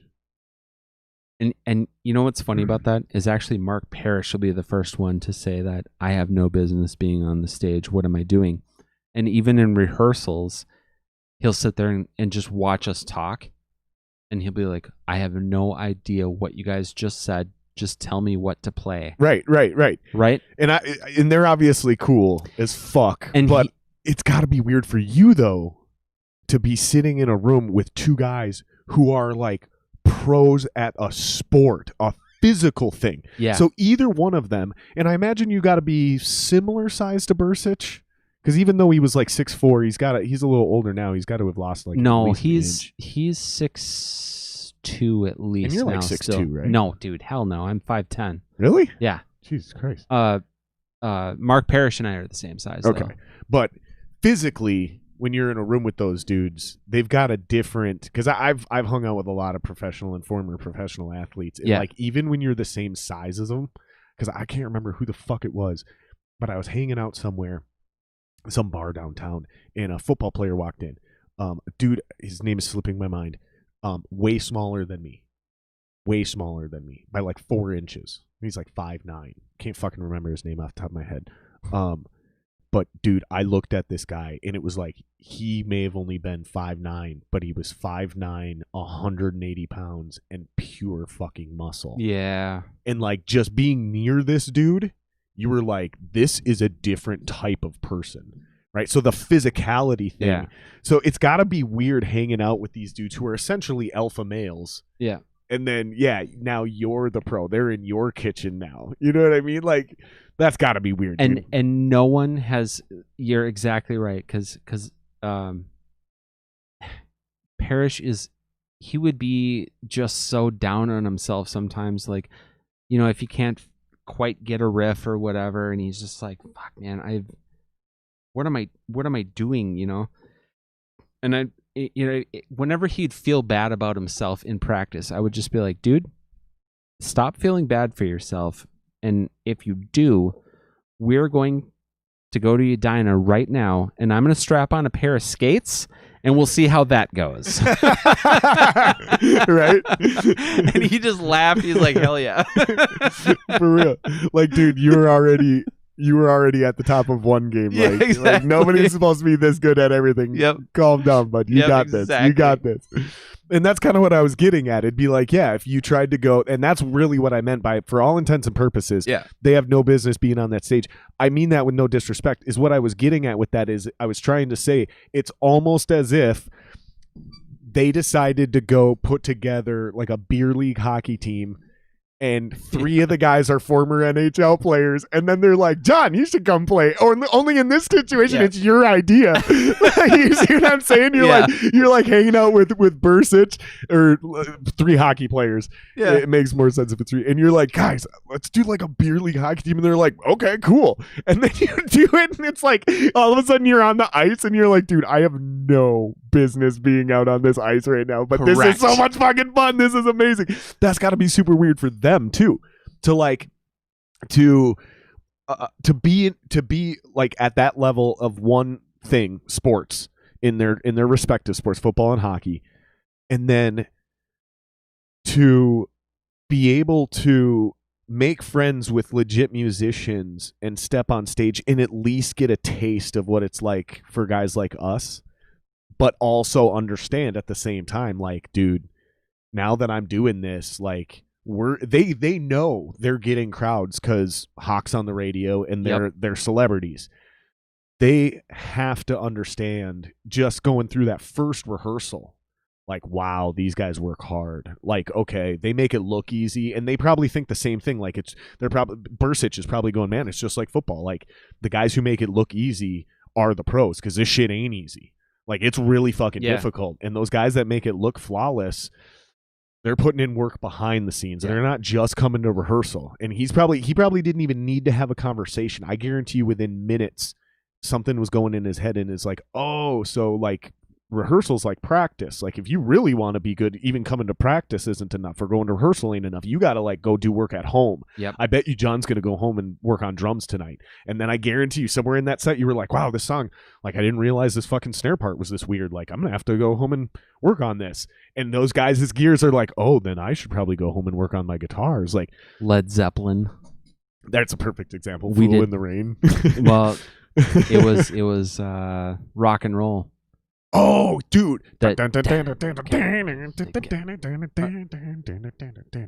Or is that Black Dog? Yeah, that's Black Dog. So the Oh, yeah. So actually, it was at practice when I was rehearsing that. Tony Williams was the one who's like, you know, that starts on 3 and, right? Yeah. And I'm like, oh my God. Yep. That's life changing. And it just all made sense. Yeah, no, it's a horrible. He's a fucker. He's a fucker on drums. Yep. And unless you know the count, you can get really close, and the layman won't be able to tell the difference. Yep. They just won't. But anybody who knows will be like, dude, you know you're not playing that right. Yeah. And you'll be like, wait, what? Yeah. Because and sometimes you'll be like, I know, and I can't figure it out, but it's close, right? Because I was always trying to count the number of snare hits, and then he's like, dude, it's just on the like 3 and. He's like, count 1, 2, 3, da da da da, you know. and I'm like, oh my god, and it just clear from Yep. there. And then, Tony. Yep, the Wiz. Yep, Tony the I'm Wiz. trying to get him on the podcast too. Got to get him on here. He originally said he was interested, and I was like, well, check this out, just so you know what you're getting into. You know, Yeah. I flat out told him it's like, you know, very Rogan-esque. I'll, yeah, he said he was interested, but dude, people are fucking busy, especially. He's busy. Here's what I've noticed. He came out of COVID like on top, playing a shitload of gigs. I don't know how he does it. Yeah, well, he does his thing too. Yeah. And it makes it so much easier when it's almost like a comedian, right? Like, right. He can get away with playing 250 people coffee shop style gigs where it's him and an acoustic guitar. Mm-hmm. He can get away with that because he's good enough to do it. He sings too. He's actually a pretty fucking good singer. Yep. I don't think he considers himself a lead singer. I think he does it so he can continue to perform. Something I've been talking about on this podcast for a long time with a lot of musicians. We all need to have, and you're a little different scenario because you're a drummer, right? You're never going to be, well, I shouldn't say never, but from what I know of you, you're not going to anytime soon be aspiring to jump to the front of the stage with an acoustic guitar and start singing in a band. But you've kind of got 3 or 4 projects always going on. So if one of those, if Fuki breaks up, you're fine. Yep. If Arch Allies breaks up, you're still fine.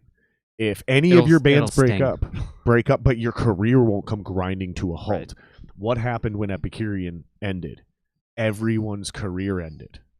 You completely had to redefine yourself. Yeah, I did. Your entire musical identity was built on that one band. When that band got dropped from that label and you guys suddenly couldn't book a new fucking tour that came around, and I'm summarizing here because we're trying to wrap this up, but and you can correct me on that story on the next time you come on, but when that shit came grinding to a halt, everyone's identity was done because you were the drummer of Epicurean. It's taken you years, but now you're John Gensmer who plays with bands X, Y, Z, A, B, C. You see what I'm saying? Yeah. Most musicians need to be doing that to some degree. And if you want to be like in a band, that's fine. But if you're the guitar player or the bass player or the singer, you should have a side project going at all times. So if that band breaks up, you can seamlessly continue to play music and pay your bills if you're trying to do that. Or just keep your sanity, whatever your motivations are, you keep it going. And then you still are out there making connections, building your equity, paying more dues, expanding your network, and you have actually a greater chance of ending up in another band. Yeah. So you've kind of already done that. Tony's been able to do that. And I think that's why he does that, is because he's not, and I'm totally speaking out of school here. But my perception has always been that when Stasia broke up, he's the only one that was like, yeah, fuck that. I ain't fucking stopping. Yep. Same thing. That's fair. That entire band That's exactly right. I mean, that's how it looks to me. So he's like, well, I got to do this because this is what I can do. And he continues to get in other projects and other bands. Like, he's the type of dude that if Dalton can't tour for some reason and it works out, whether I need to pay Tony or I just need to take care of him on tour, whatever the situation is, if it works out, that's the guy I could call. Yeah. He'd be like, hey, Tony, I need you for a tour, man. Dalton can't make this one. Boom, you're the guy, Al's the guy I can call on drums. Like, hey, man, here's the deal. I got these cities lined up. Here's what it pays. Here's what we got. Here's the songs. How fast can you learn it? You, Al, there's a few guys that can actually pull that off in this town. Yep. And you guys are the ones that are still fucking working, right? Like when Dying Euphoria broke up, that was the end of my music career. Like when the Tyrants broke up, that was the end of my music career, proverbially. You know what I'm saying? Like hypothetically speaking. Every time a band broke up, I had to start from scratch. If I would have had a solo thing going the entire time, anytime those other bands broke up, I could have been out gigging the next weekend. Yep. And I think that's important because if we have enough of that going on in our scene, if we have more John Gensmers, if we've got a bass version of John Gensmer, you know what I mean? More John Wheelers out there, more Wallies out there, guys that are like continuously doing this thing. If we can come together and do more of a collective effort to keep everybody afloat, I think we could like actually have a resurgence of our scene and of our local industry. Because you remember what I'm talking about. Shit was hopping back in the day. It was fucking wild. Dude, we had the cool. It was amazing, dude. It was amazing. We'll have to share Area 52 stories next time you come back on. I'm gonna do this real quick I before you gotta leave pee. again. Plug your shows and where can people follow you? And then we'll wrap her up. At John_Gensmer on Instagram, John Gensmer Drums on Facebook, and then this weekend we're in Rochester at the Star Bar. That's with Wicked Garden. The following weekend is also with Wicked Garden at the Doghouse in Maplewood. Perfect, man. Perfect. All right, guys. Like, subscribe, share. Word of mouth is always the best way to promote this thing. We're almost to 100 subs. I need 100 subs so I can get my URL. We're at 85, so I only need 15 more. That was before we started. We might even have a couple more already. I hope so. If you guys want to follow me on social, right now I only really promote these podcast episodes, but eventually you're going to see more music updates, things like that. It's all Jared Singer Live, whether it's Facebook, Twitter, Instagram. Thank you guys so much. We'll have to do this again soon, dude. Maybe bring Eli on or something. Yes, We're that'd be fucking so fun. Blake's coming on. Dude, we're gonna do the whole thing. We'll have you on over and over It'd be again. fun. All right, guys. Thank you very much.